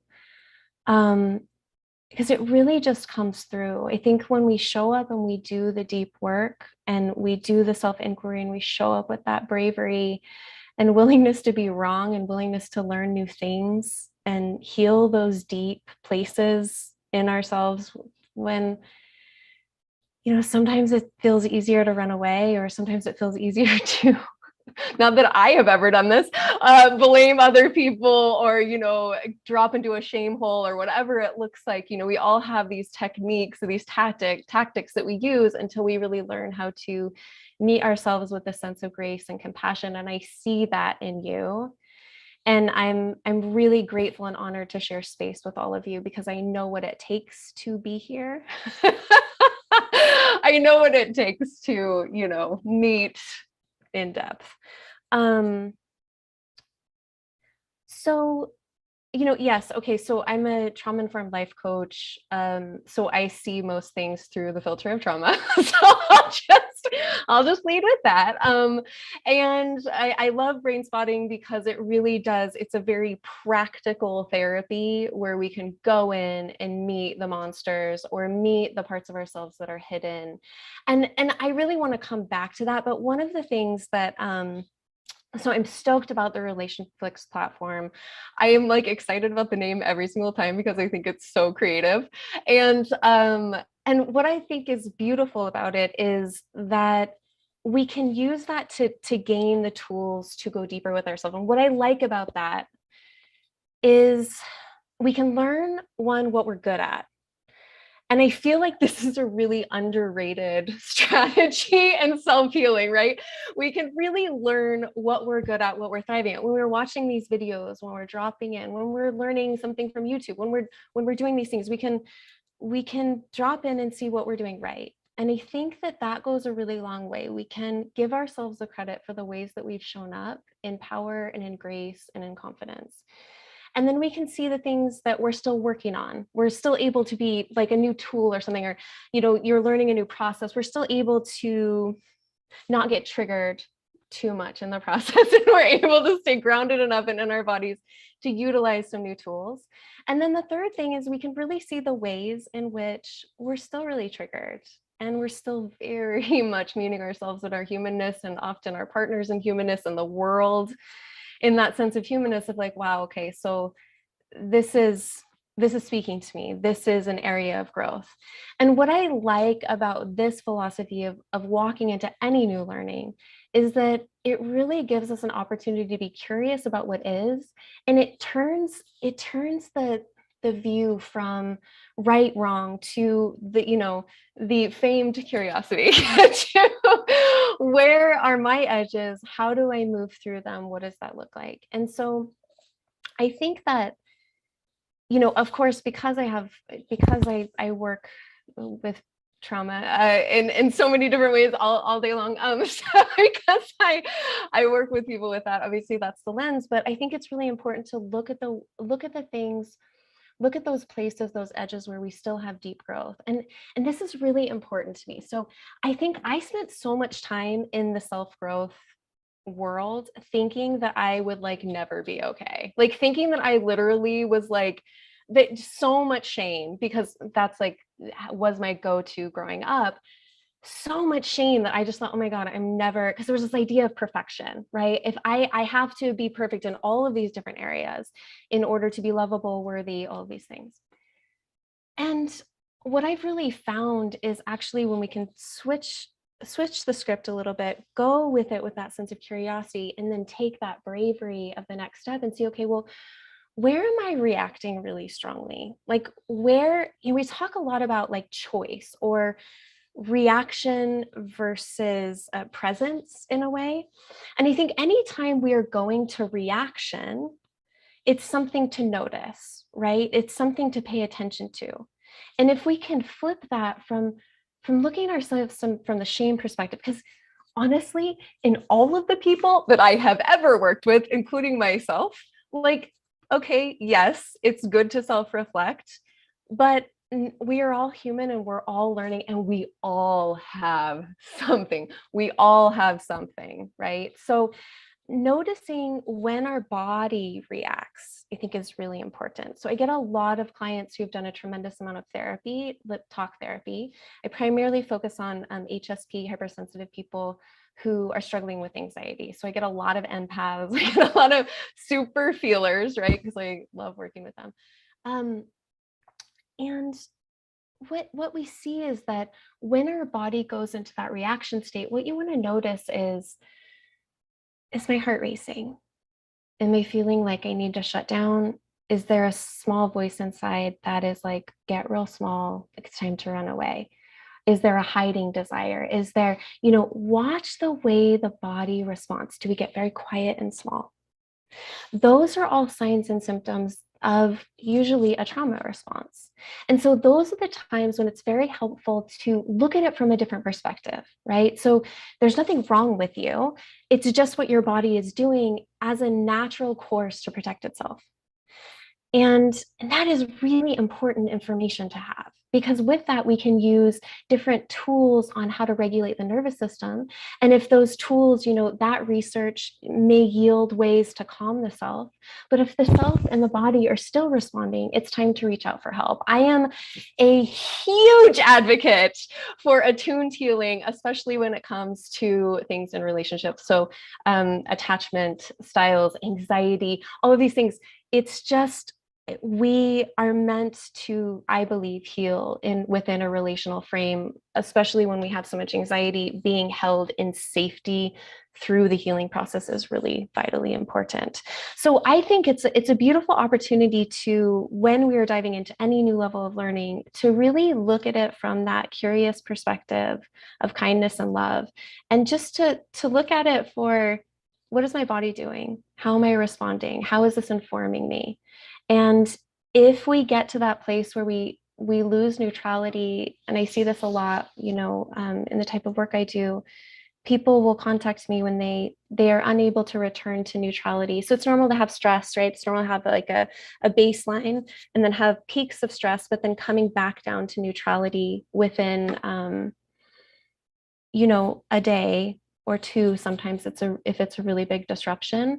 But when we're finding that we are not able to return to neutrality quickly, that's a sign to sometimes to reach out for deeper resources along the spectrum of healing the trauma. And Scott, I just want to check with you, because I wasn't paying attention. How much time do I have left? How much time would you like? Oh gosh, I mean, 3 minutes. Okay, yeah, no, that's perfect. I love that. Thank you. And so what I do is brain spotting, which is like not a sexy word. Like, it's just not, and it's such a funny way to say it, but it's basically next generation EMDR, which, if you're familiar with trauma healing, what we do is we access the unconscious mind through the visual field. Why that is important is that our limbic system and unconscious mind is where our body has access to old trauma. So what happens is that our neocortex, our thinking mind, our adult mind, the part of ourselves that is our personality and that uses all of the tools and the tricks and the skills, is up here. And it responds to stimulus, like it responds to the outside world about, depending on the study that you read, the 20, it responds a lot slower than the unconscious mind and the limbic system. The limbic system and the emotional body and the physical body will react much faster than our thinking mind.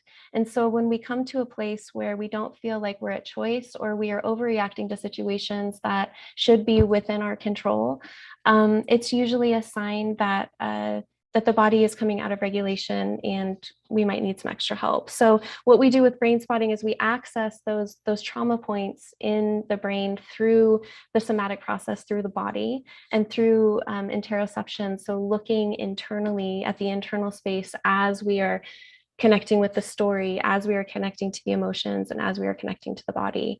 And it allows for a deeper level of integration within the unconscious mind. So it's considered a bottom-up processing. And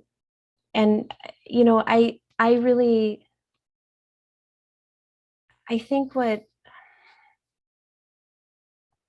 most deeply inspires me about the type of work is that I think when we find that sense of bravery, whether it's brain spotting or EMDR or our own tract of learning, when we find that bravery and we go in, it's really incredible what can happen. I think it's a really wonderful thing to open the space for miracles, because in my line of work, I see miracles. I see people being freed from things that have held them back for their entire lives or have been affecting them their entire lives. And it will just change, because I believe that our bodies are made to heal. They're made to come back into regulation. We're made for healthy connection.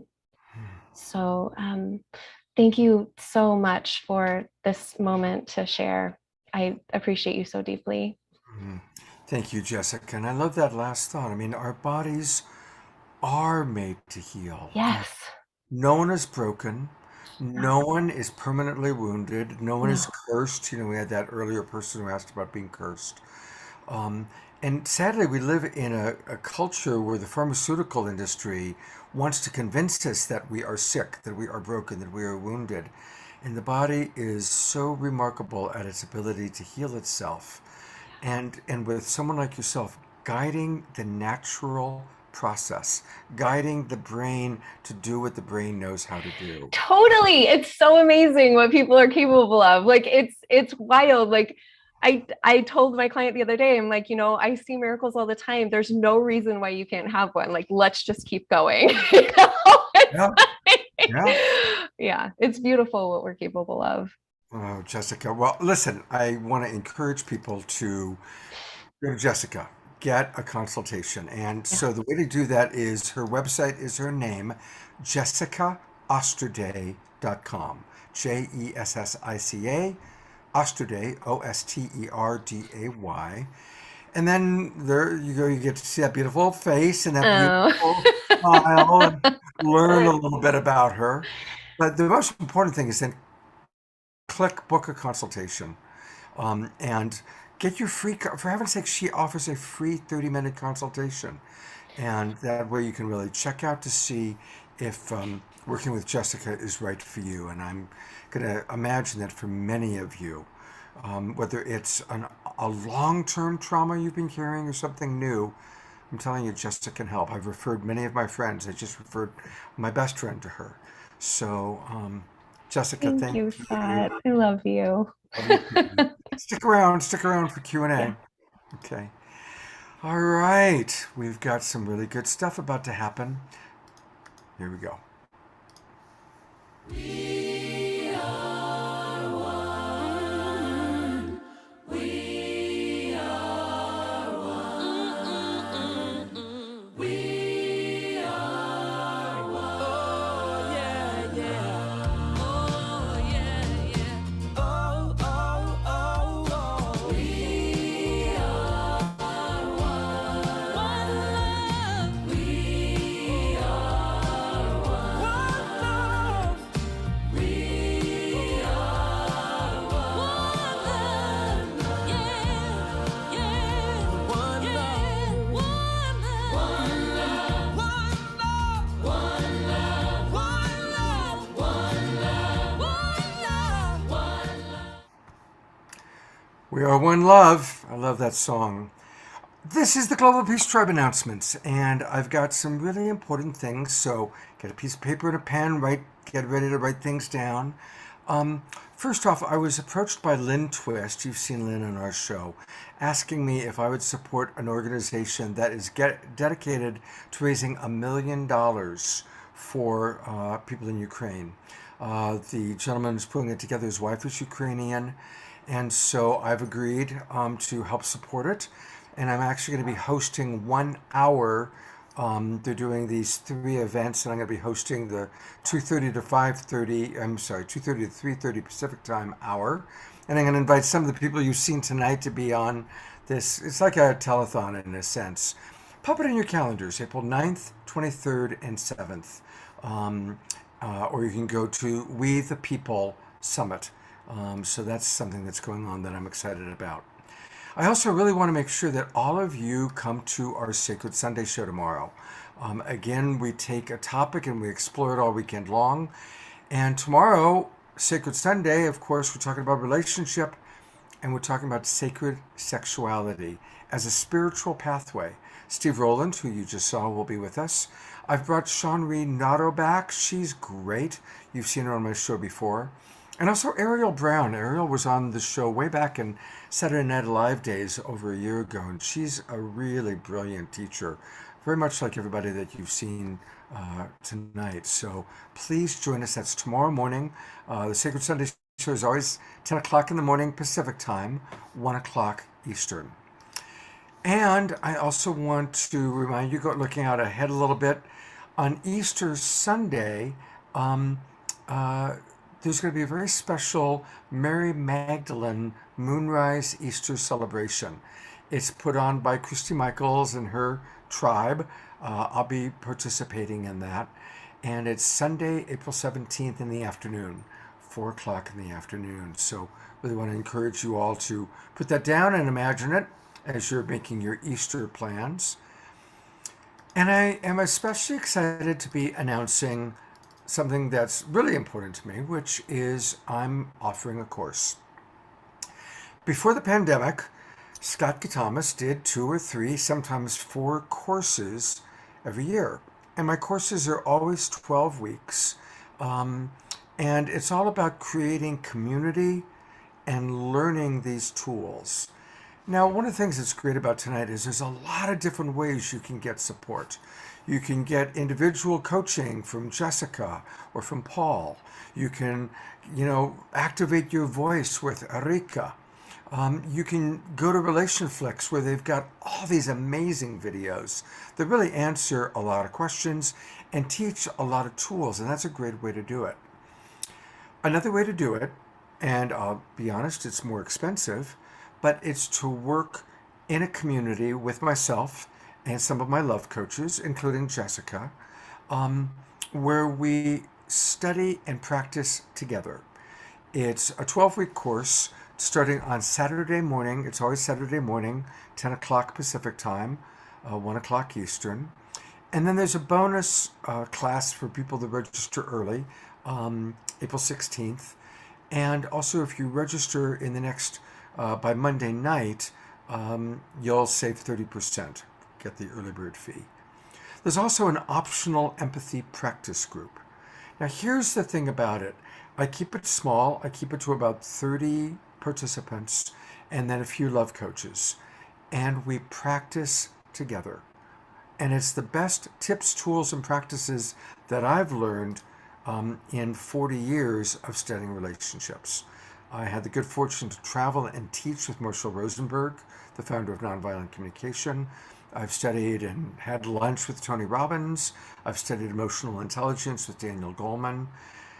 There's an advantage to being 66, and that is I've been around the block, and I've had a good chance to really meet and integrate really the best relationship, or several of the best relationship teachers, and then kind of take it and adapt it. I've personally coached over 1,000 couples and many, many thousands of individuals. And so I've constantly taking and tinkering, how can we take this wisdom and make it as simple and practical as possible? So if you're interested in coming into a community, just like I've been building the Global Peace Tribe community, the Awakening World community, well, we're going to create a little 3-month community where we're going to go deep together. We also will have our own private Facebook group, and we'll really be practicing and learning these skills together. So if you're interested, and only if you're sincerely interested, I do offer a free 15-minute consultation by phone or Zoom to talk about it. And I've been pleased because several people that have been watching my shows have reached out to me, and everyone I've spoken to has agreed to do the course. So that feels good. I'm batting 1,000 so far. But it's not about talking anybody into doing it. It's about seeing if this course is really right for you. And there's also an option of adding private coaching, either with myself or with Jessica or with one of our other coaches. And we can talk about that in the consultation. So there you have it. Definitely excited about that. Looking forward to working with some of you in that way.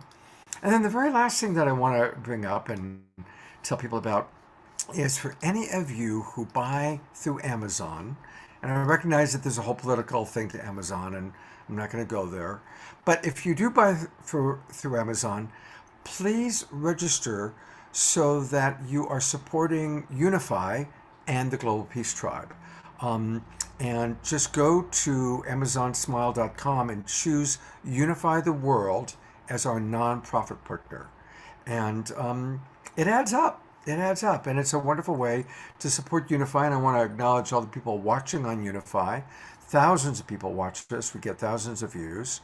And it's a great way to support us. So there you have it. And thank you very much for being a part of the Global Peace Tribe. And I guess the last thing, I just want to encourage everybody, please share the word about our show. Most everybody, because we just started the new season, I've had a lot of people registering. Well over 200 people have registered in the last 24 hours. And I've been trying to read some of the letters and when you register, as most of you know, there's an opportunity to fill out what you want and how you feel about our work.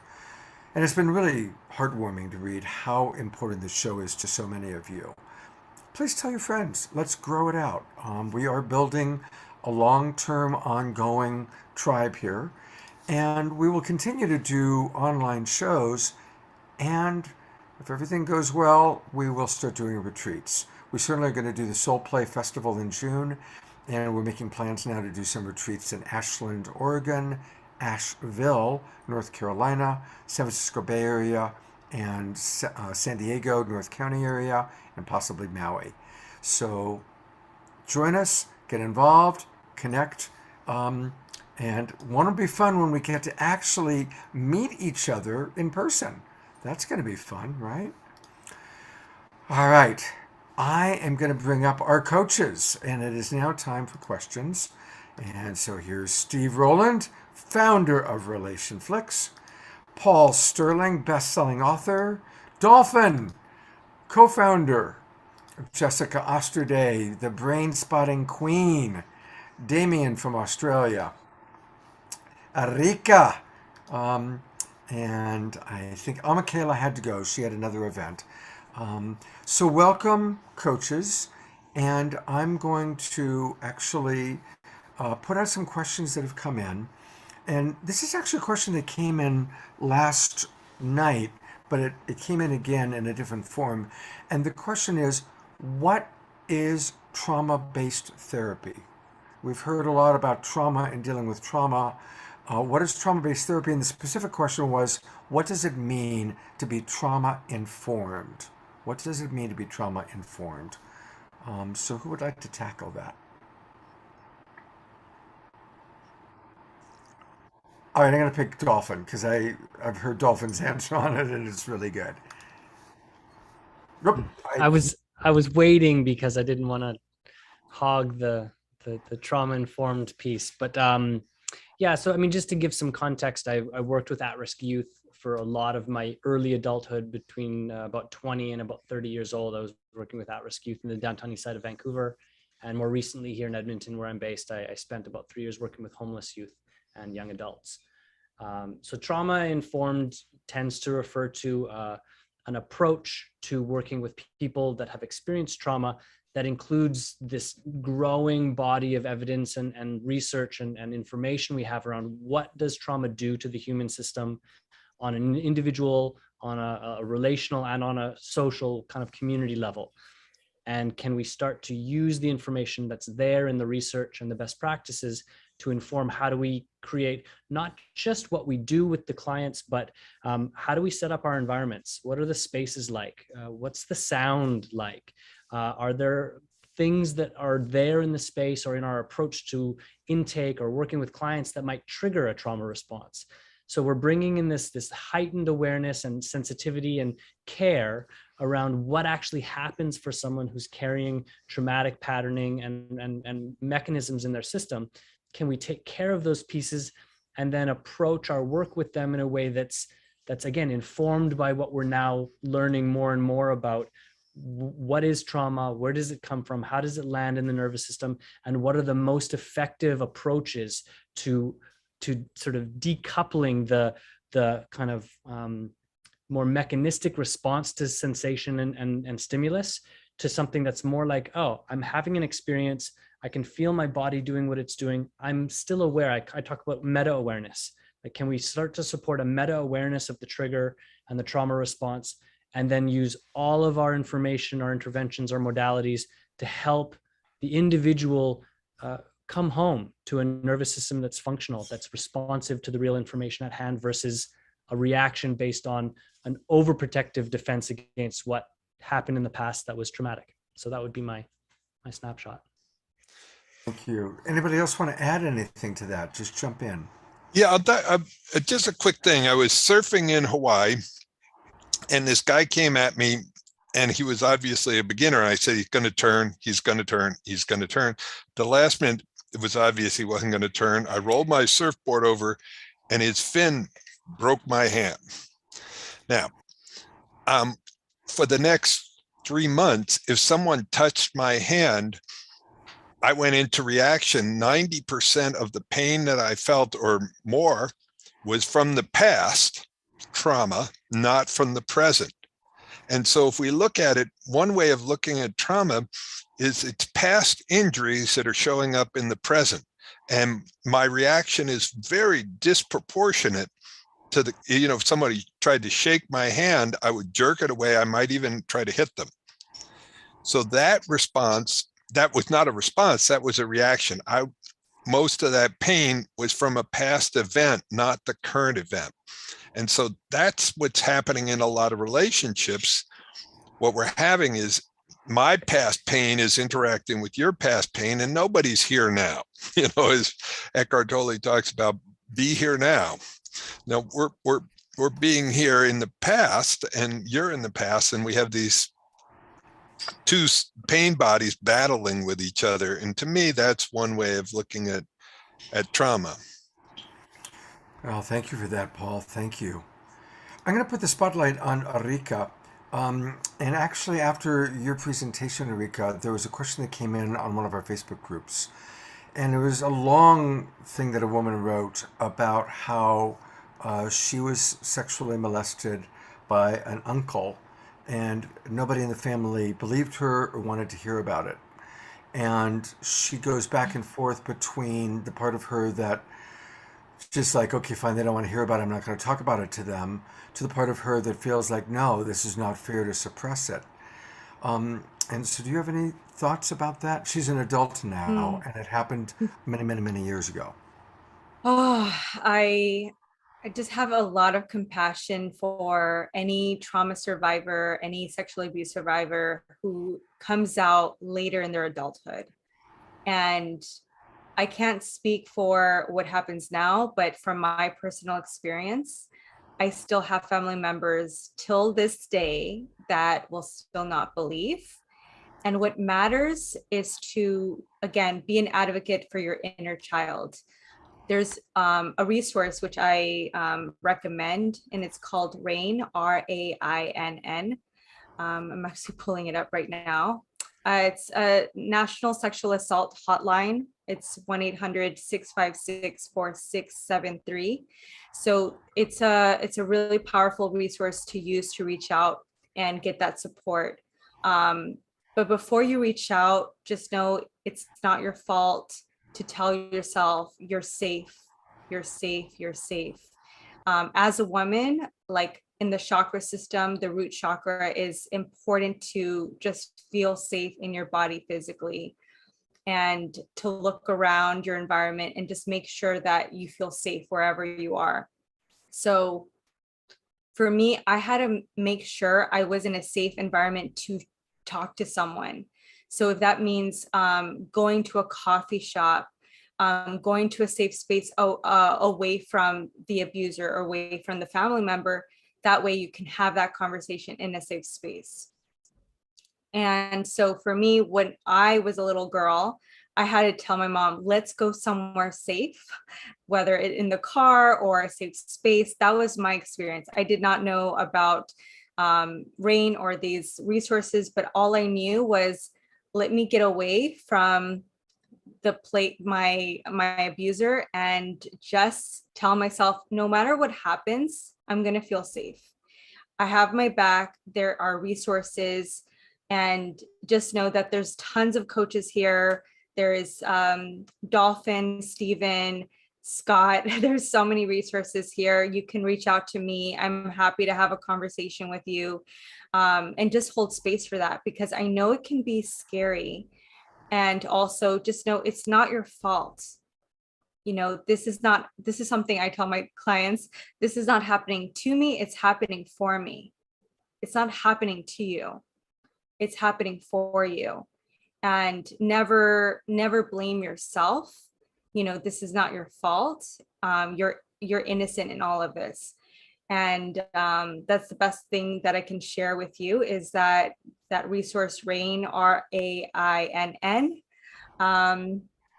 And hopefully that can support you, and feel free to reach out to me on Instagram or Facebook at Erika Briones. And again, my heart opens when I hear people talk about abuse. Every person experiences it differently. Some people avoid it, some people shut down, But the moment that you are aware, that you acknowledge it, is the first step. The moment that you're acknowledging it, and right now, by you just acknowledging it in the chat room or just acknowledging it here, that is a big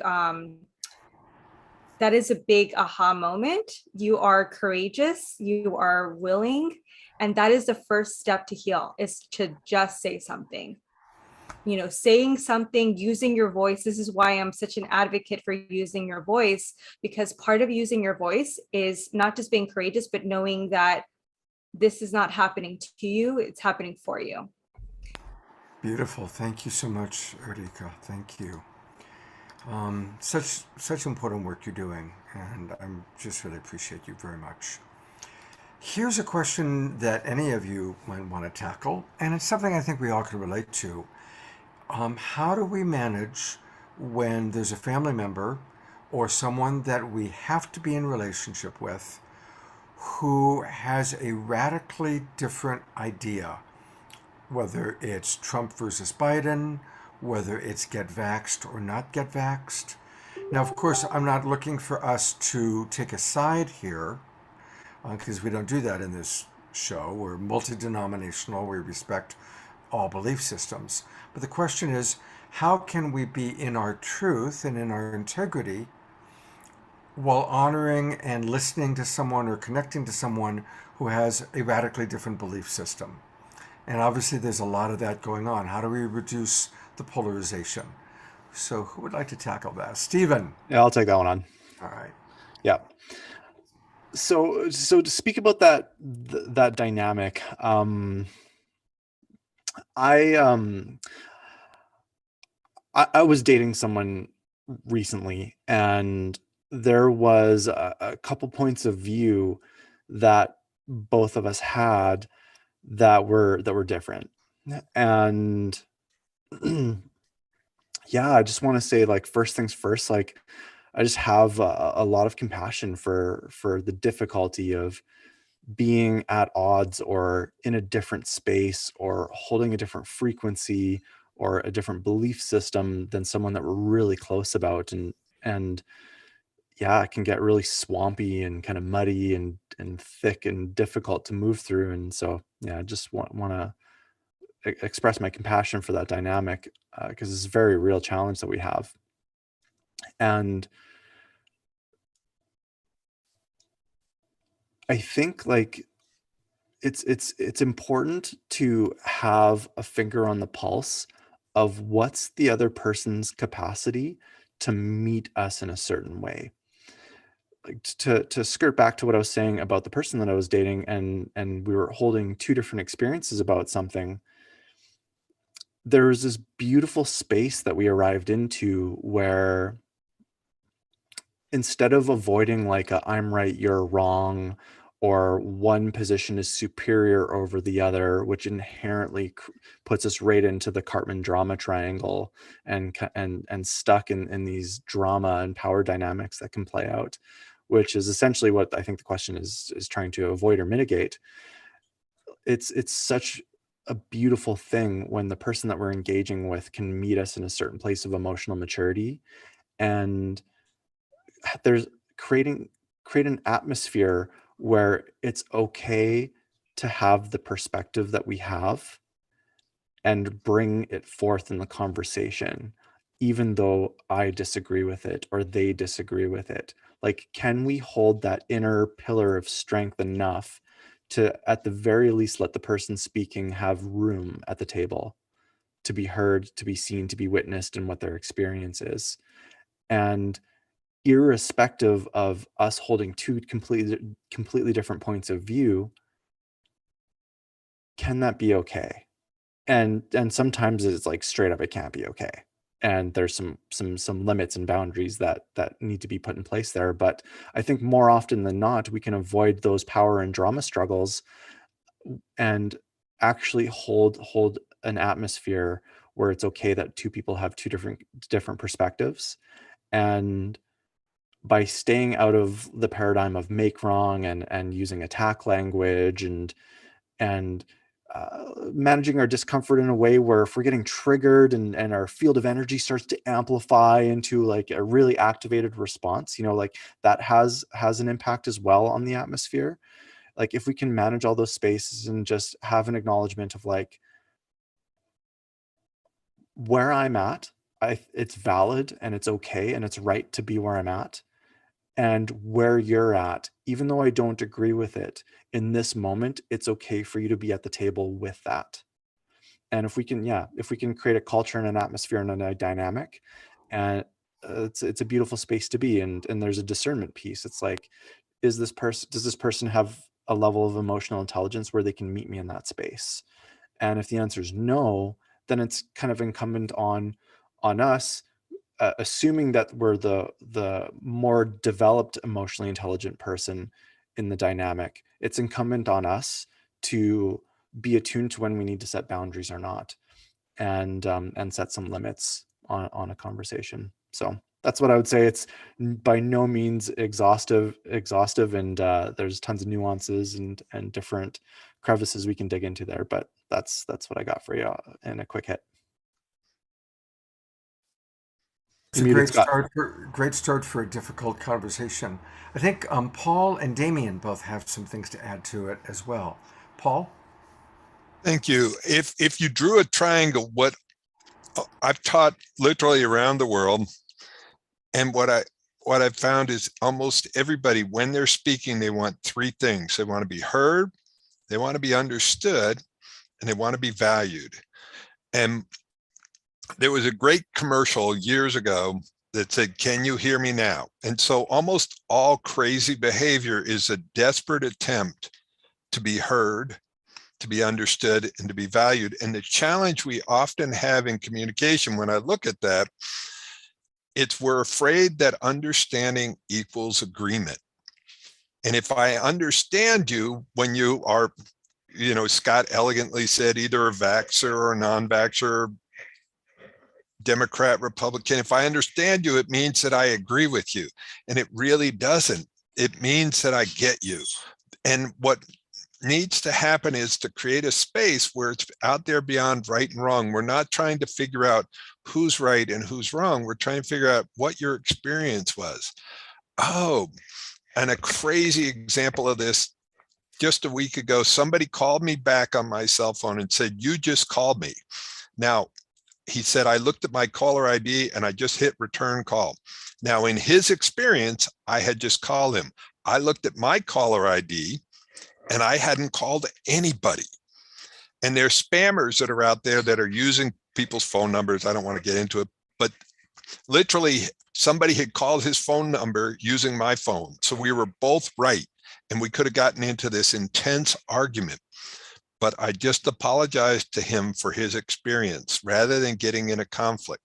So the whole idea here is being able to enter somebody else's world so deeply that they feel heard, understood, and valued. And if you can do it from your heart, because a lot of people use NVC from the head, they intellectually get it. But if you can get it from your heart, there's a place where you'll go, "Oh, no wonder you're upset.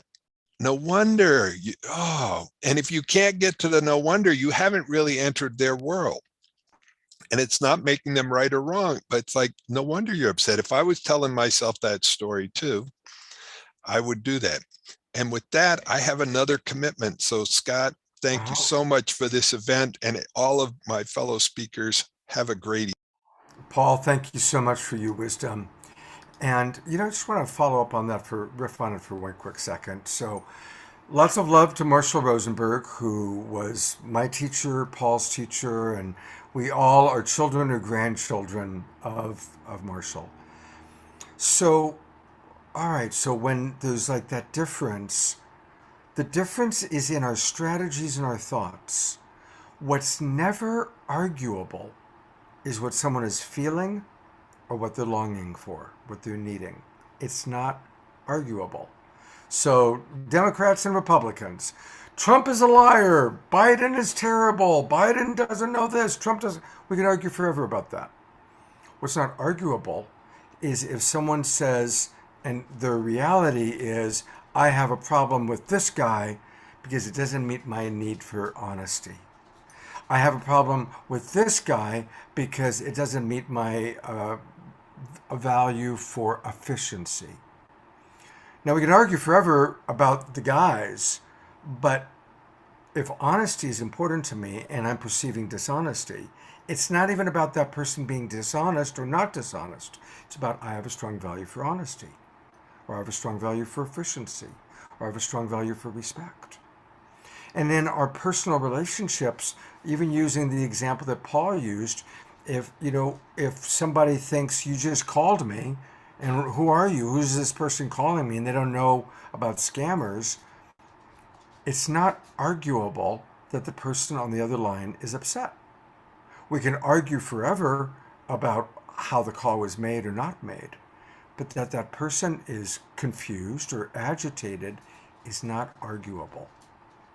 So we can always understand another person by seeking to understand what are they feeling and what are they needing. What are they feeling? What are they needing? And that is like the foundational piece for us all to remember. I believe Damien has something to add to this conversation. Where are you, Damien? I'm looking for you. There you are. I think everything was covered so beautifully by all of you. I think there's two little pieces that I want to put in. One is that, the question was framed in if it's someone you have to be in relationship with. And I just want to step back for a second and say it's someone you don't necessarily have to be in relationship with. Say it is someone you're dating and you're getting to know, and you do find fundamental differences of opinion.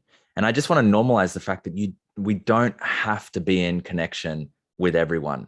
Sometimes I feel like there's a tendency that I need to feel like I'm always smooth and always connected and always on good terms with everyone.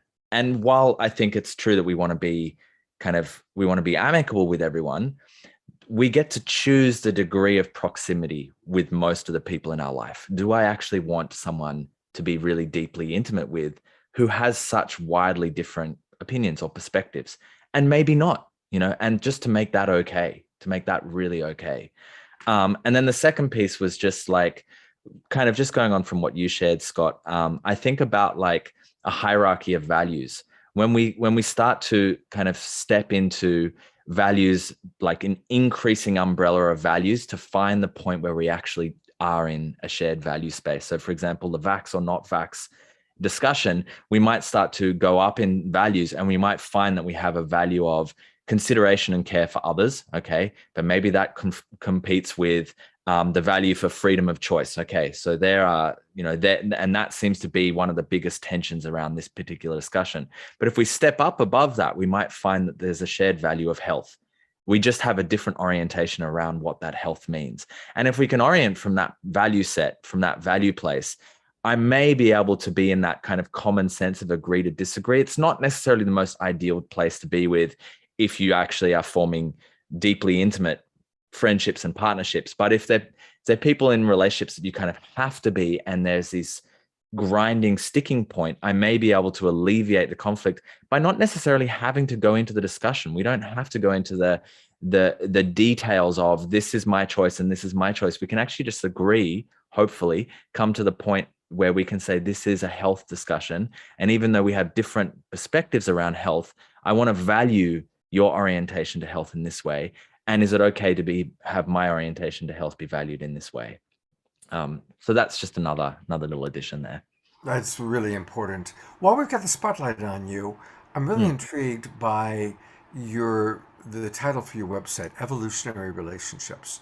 So from your perception, I mean, obviously you could talk about this for hours, but do you believe that we as a species are evolving in that way?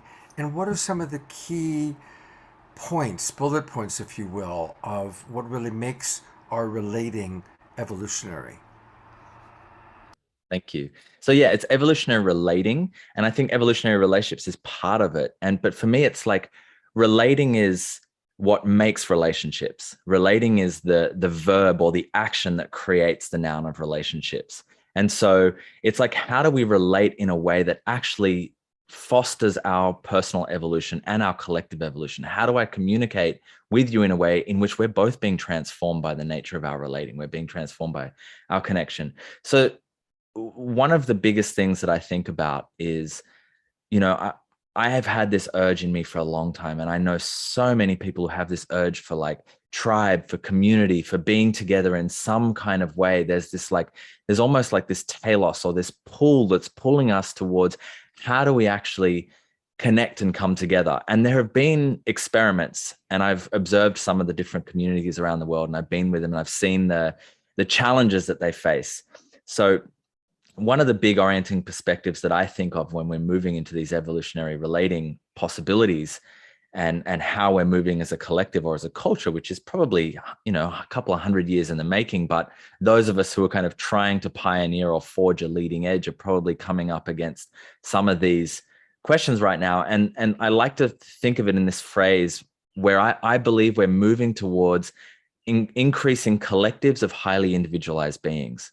So I think one of the biggest tensions we have to resolve is the tension, the seeming paradox between collectivism, like we're all together, and individualism. And we're in a very individualistic culture in the West right now, where we've highly valued the individual, even though it's not fully individual yet. We still fit into boxes. I'm a teacher, I'm a nurse, I'm a this, I'm a that. We're still kind of lumped in boxes, but there's almost this like incredible urge to deeply individuate. But then at the same time, we have this urge to come together. And we tend to know coming together only from kind of shared interests. You come together with all your surfer buddies, or you come together with all your MVC buddies, or you come together. And so we have like, either we have to be all the same, we have to create homogeneity between us, or we have to be really individual. So resolving that tension is one of the fundamental pieces. So I really value high individuation. And so for me, that's what we're doing in evolutionary relating or authentic relating work. Is it's like, how can I relate to you in a way that actually illuminates your individual essence in the most brightest possible way, even when it's not the same as mine, even when it's so different than me? And how can I relate in a way that actually illuminates my own individual essence and brings that together? And then how do we bridge that gap between us and create something where we're actually pieces inside of a bigger organismic puzzle, and we're different shaped pieces, but somehow we fit together and we create something better, bigger, more holistic than we can on our own, even though we're individuals. So it's this kind of holonic unfolding.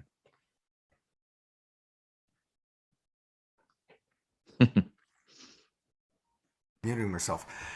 Beautiful wisdom. Beautiful. Well, I certainly look forward to getting to know you more fully. And we are close to the end. There was a question that came up about boundaries, and I'm just going to tackle that briefly. And then we're going to close out with Tatiana and some music. So Joni, who's watching on Unify, talked about how what we talked about doesn't always work because she has a neighbor that just comes over. Well, listen, setting boundaries is a very important part of compassionate communication. And one of the things that all of us teach is how to set boundaries with compassion. And it's a balance, right? So I'm going to do a really quick version of it. I call it a boundary sandwich. Lead with authentic reassurance that you care. Remember what Paul said? We all want to be cared for. Everybody. Everybody wants to be cared for. So lead with authentic reassurance that you genuinely care. Whatever, notice I'm putting the word authentic in there. So you got to find, what is it about our relationship or this person that I authentically care about? Lead with that. Then you set the boundary. And you explain why you're setting the boundary, which of your needs or values are being met by that boundary. And then the other side of the sandwich is be available to give presence to their reaction. They probably going to be disappointed. They might be angry. They might be hurt. You don't change your boundary, but you acknowledge the impact of your boundary on the other person, which is a way to show care. So you're leading with authentic reassurance that you care, and then you're demonstrating care. And those are the two little sandwich loaf pieces with the boundary in the middle. So that's the short version. And for the longer version and to practice it, take my course or go to RelationFlix and you can get the more in-depth answer there. All right. Thank you very much. I'll bring on Arika had to go and Paul had to go.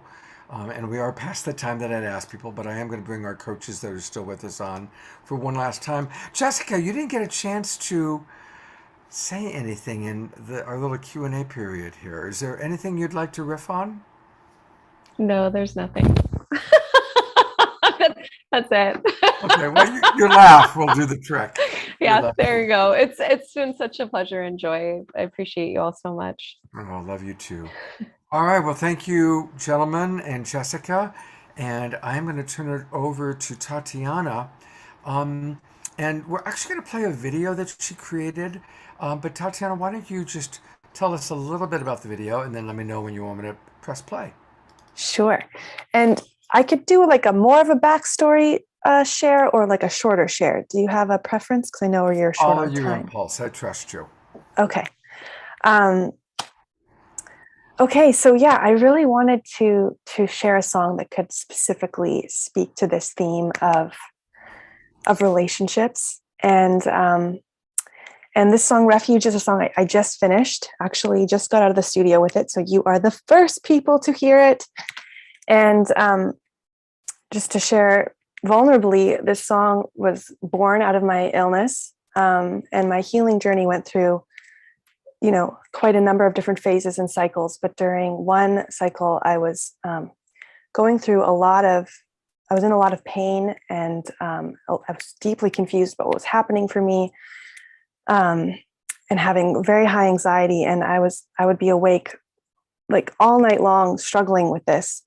And often around 3 or 4 in the morning, I was living with my mom at the time. I would go crawl into bed with her, and this woman would just hold me, all night long. And I just felt so held in the embrace of the mother and connected to this deep love that was, supporting me. And even though I was in a lot of pain and confusion, I just had this sense like everything is going to be okay. And the song Refuge, I wanted to speak to this bitter poignancy of being human. I really could feel kind of the suffering and heartbreak of humanity in this particular cycle that I experienced. And then beneath that, I could just feel this current of love, the love between human beings that can hold us, that can support us, that we come home in each other's eyes. We are healed by each other. It's through our relationships that our traumas are healed. We are resourced, and this life becomes something so beautiful and exquisite and worth living. And I wanted to capture that in this song, and I edited it together with video footage. This is an experiment, but the video I created just weaves together images from a whole bunch of different films, which I really wanted to, just capture the raw poignancy of humanity and this love, this deep, deep love that's holding us all together. And so that's how I'll introduce this song, and I hope you enjoy.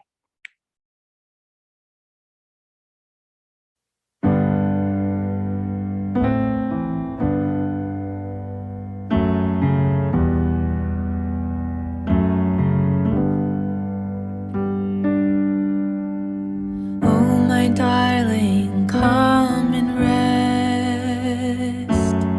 here in the silence upon my chest. For so long you have fought this war. Come into my arms, don't fight anymore. When your heart is breaking, spirit's aching, remember, my love will hold you now. My love enfolds you.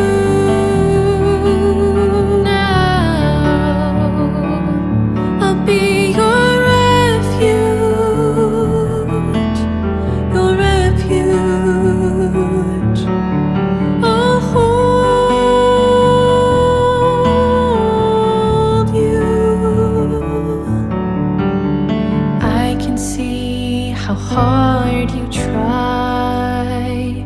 I can feel how much you hold inside. Rest in this love and be renewed. Fall into me, that's all you have to do. When your heart is breaking,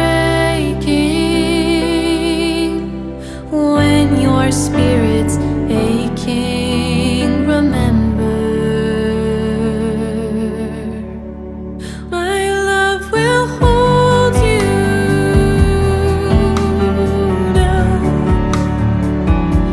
My love enfolds you now. I'll be your refuge, your refuge. I'll hold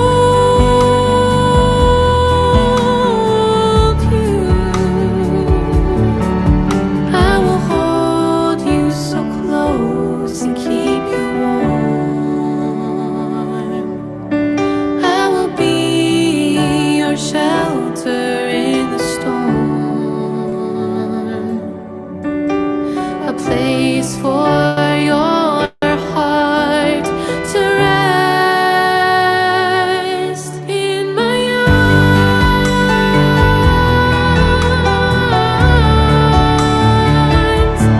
in my arms.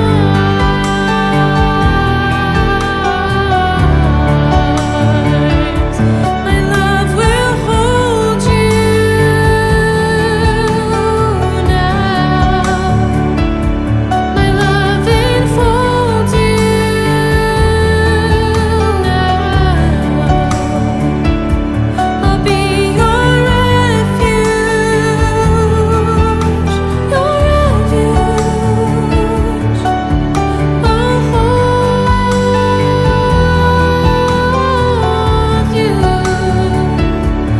I will hold you. I'll hold you.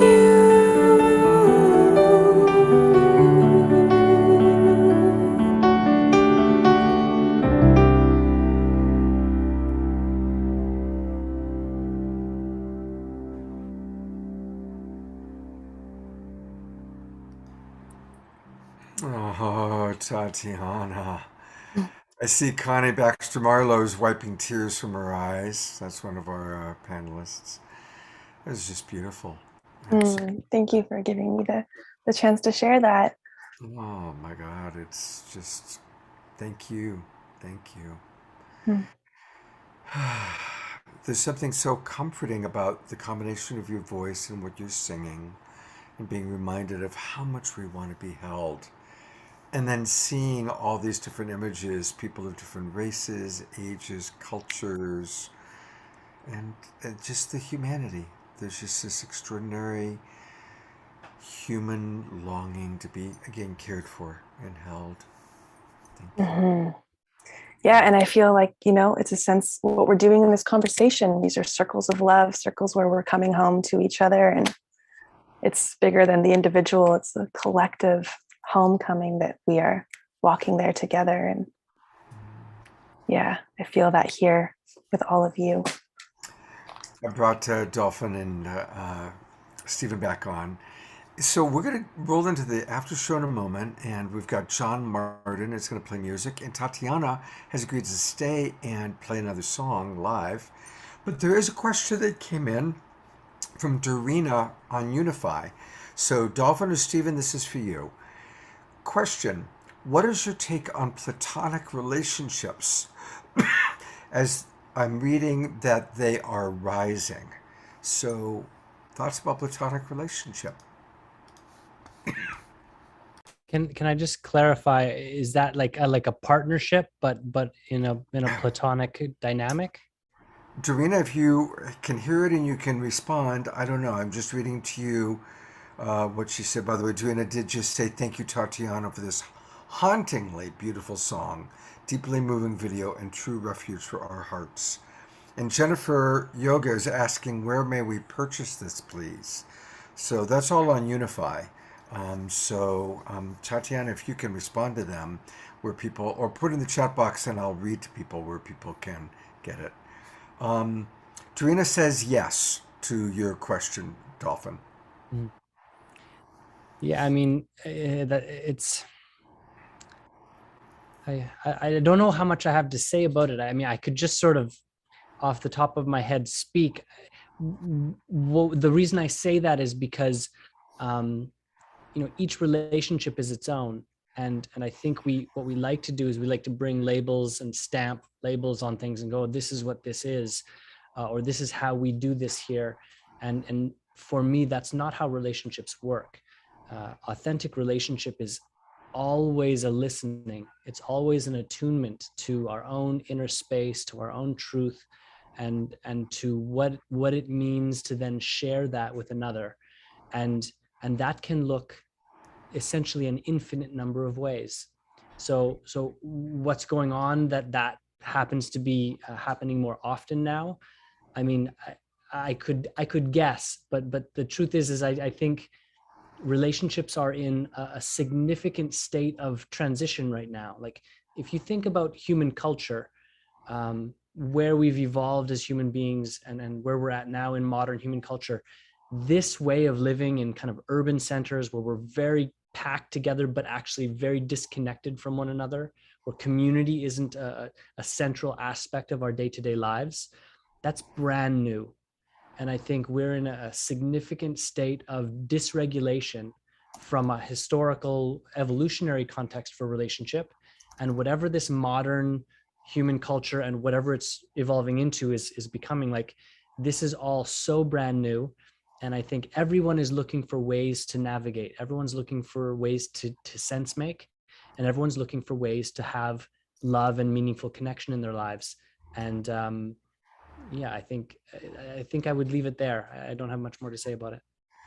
I'll come in for a moment because I'm having an interesting time in my life. I have not had a romantic, physical, sexual relationship for 2.5 years. And I've never gone that long. I'm one of those guys that I almost always had a girlfriend or a wife. And I definitely miss physical touch. I miss sex. I miss it. I miss having a girlfriend. But I also right now am having a number of amazing platonic love affairs.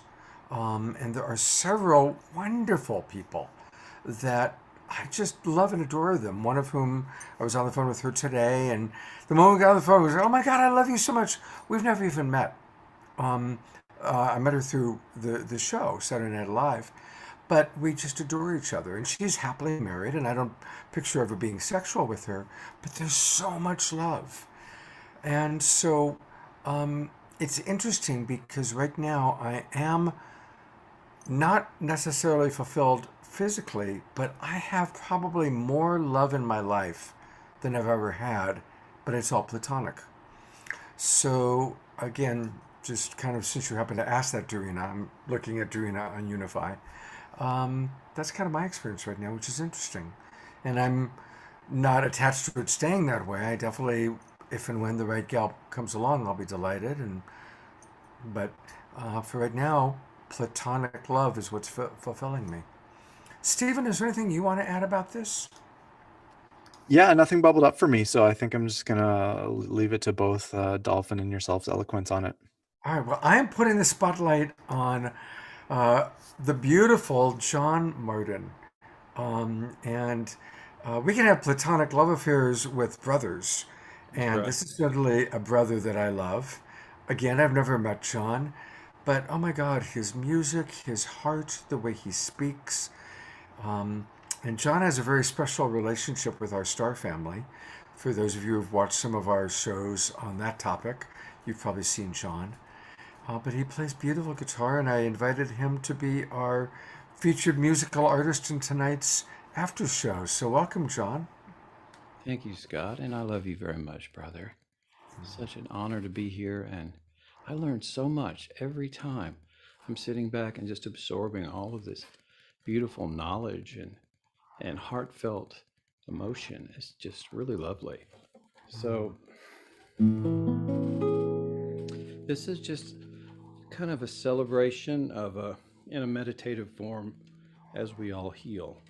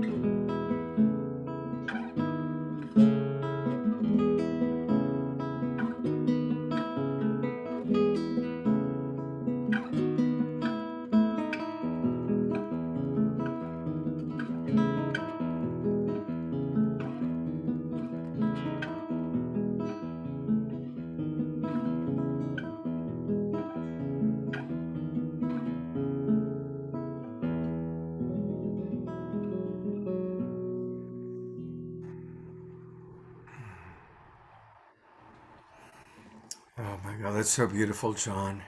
Thanks. So, since tonight's been all about relationship, and certainly our relationship to human beings is beautiful, and we've talked a lot about that tonight. But you also have a beautiful relationship with that which is not human, not of this world. And I'd love for you to share anything you feel inspired to share about that. I think it is just an amazing realization that I've come to, that we all are one in the universe. And when we reach out in a beautiful way, as you do through your work, Scott, I can't tell you how important your work is. The universe has acknowledged and honored your work and all the great things that you've done. And when I go out, we speak of you often, and they will interact in beautiful ways because they know what you're doing. They know what each person here is doing, and it's a lovely realization. And I do it every night, and they are happy to interact with us. They care for us. They want us to be happy. They want us to be loved. They want all of the conflict to end so that we can ascend and be closer to where they are. And that's the kind of the true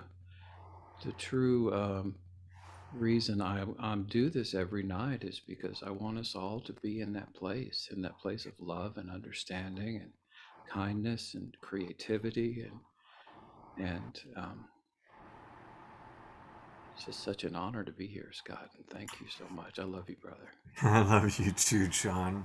And what you're modeling for us, I believe, and this is true for everybody, because I think probably all the people watching this show, whether you're watching live, or I want to acknowledge all the people that watch the recording, we all are creating our new paradigm in our own unique way. And I think we all recognize that the old paradigm was just old and we can't continue in that way. I won't go too much into it, but certainly the war in Europe, we're seeing the radical difference between an old paradigm leader, one man who can actually start a war and create so much suffering, versus a new paradigm leader that is remaining compassionate while also bringing and keeping his country together. The contrast between those two men is so remarkable.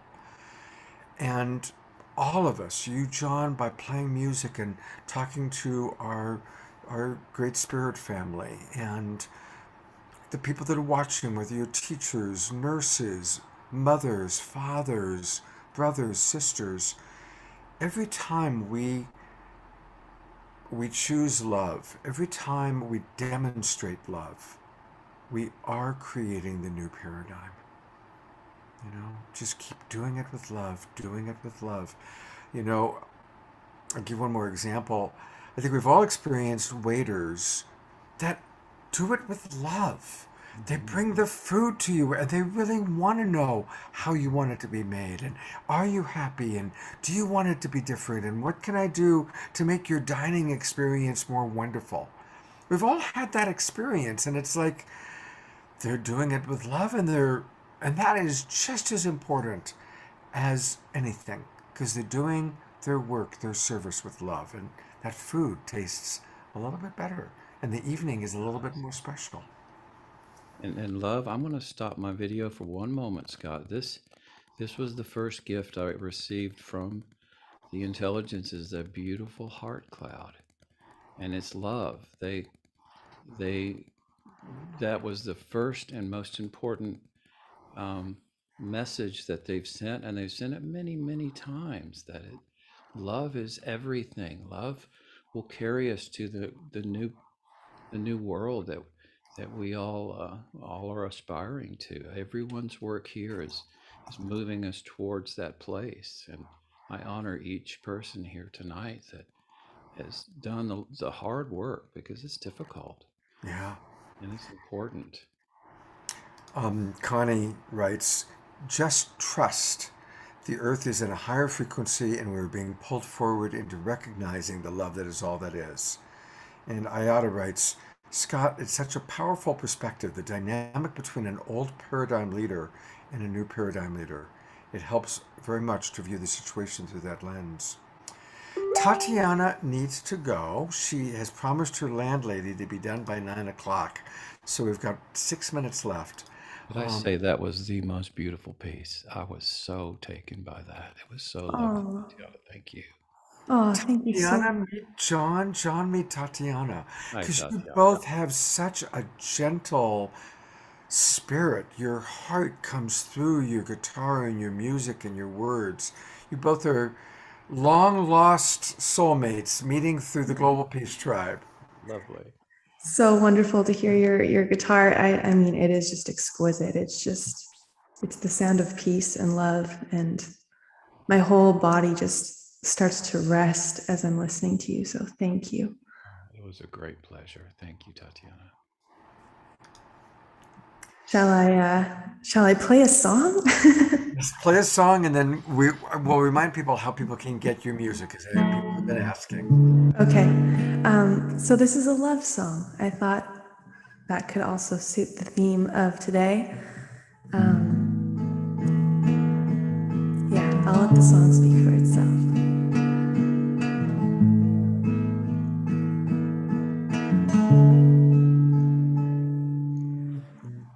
How deep do we go? How far back do we travel?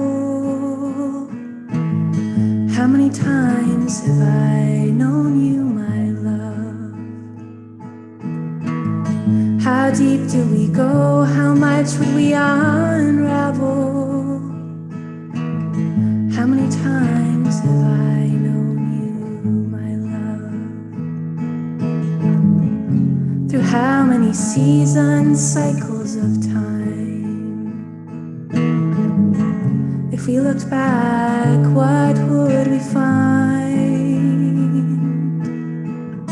I have known you, I would know you no matter your disguise. I have known you, I would know you, I see it in your eyes. My love, my love. How many times have I known you, my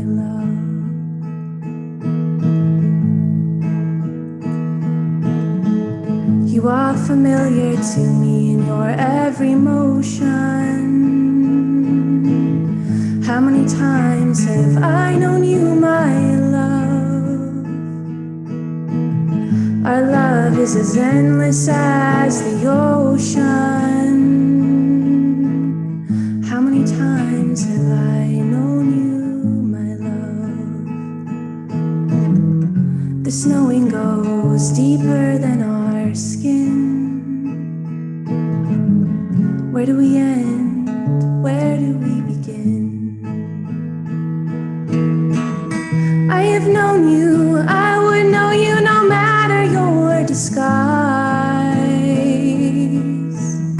I have known you, I would know you, I see it in your eyes. My love, my love. How many times have I known you, my love? How many times have I known you, my love?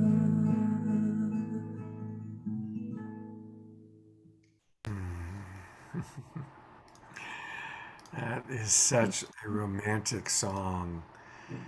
That's the song we all want our beloved to sing to us, yeah?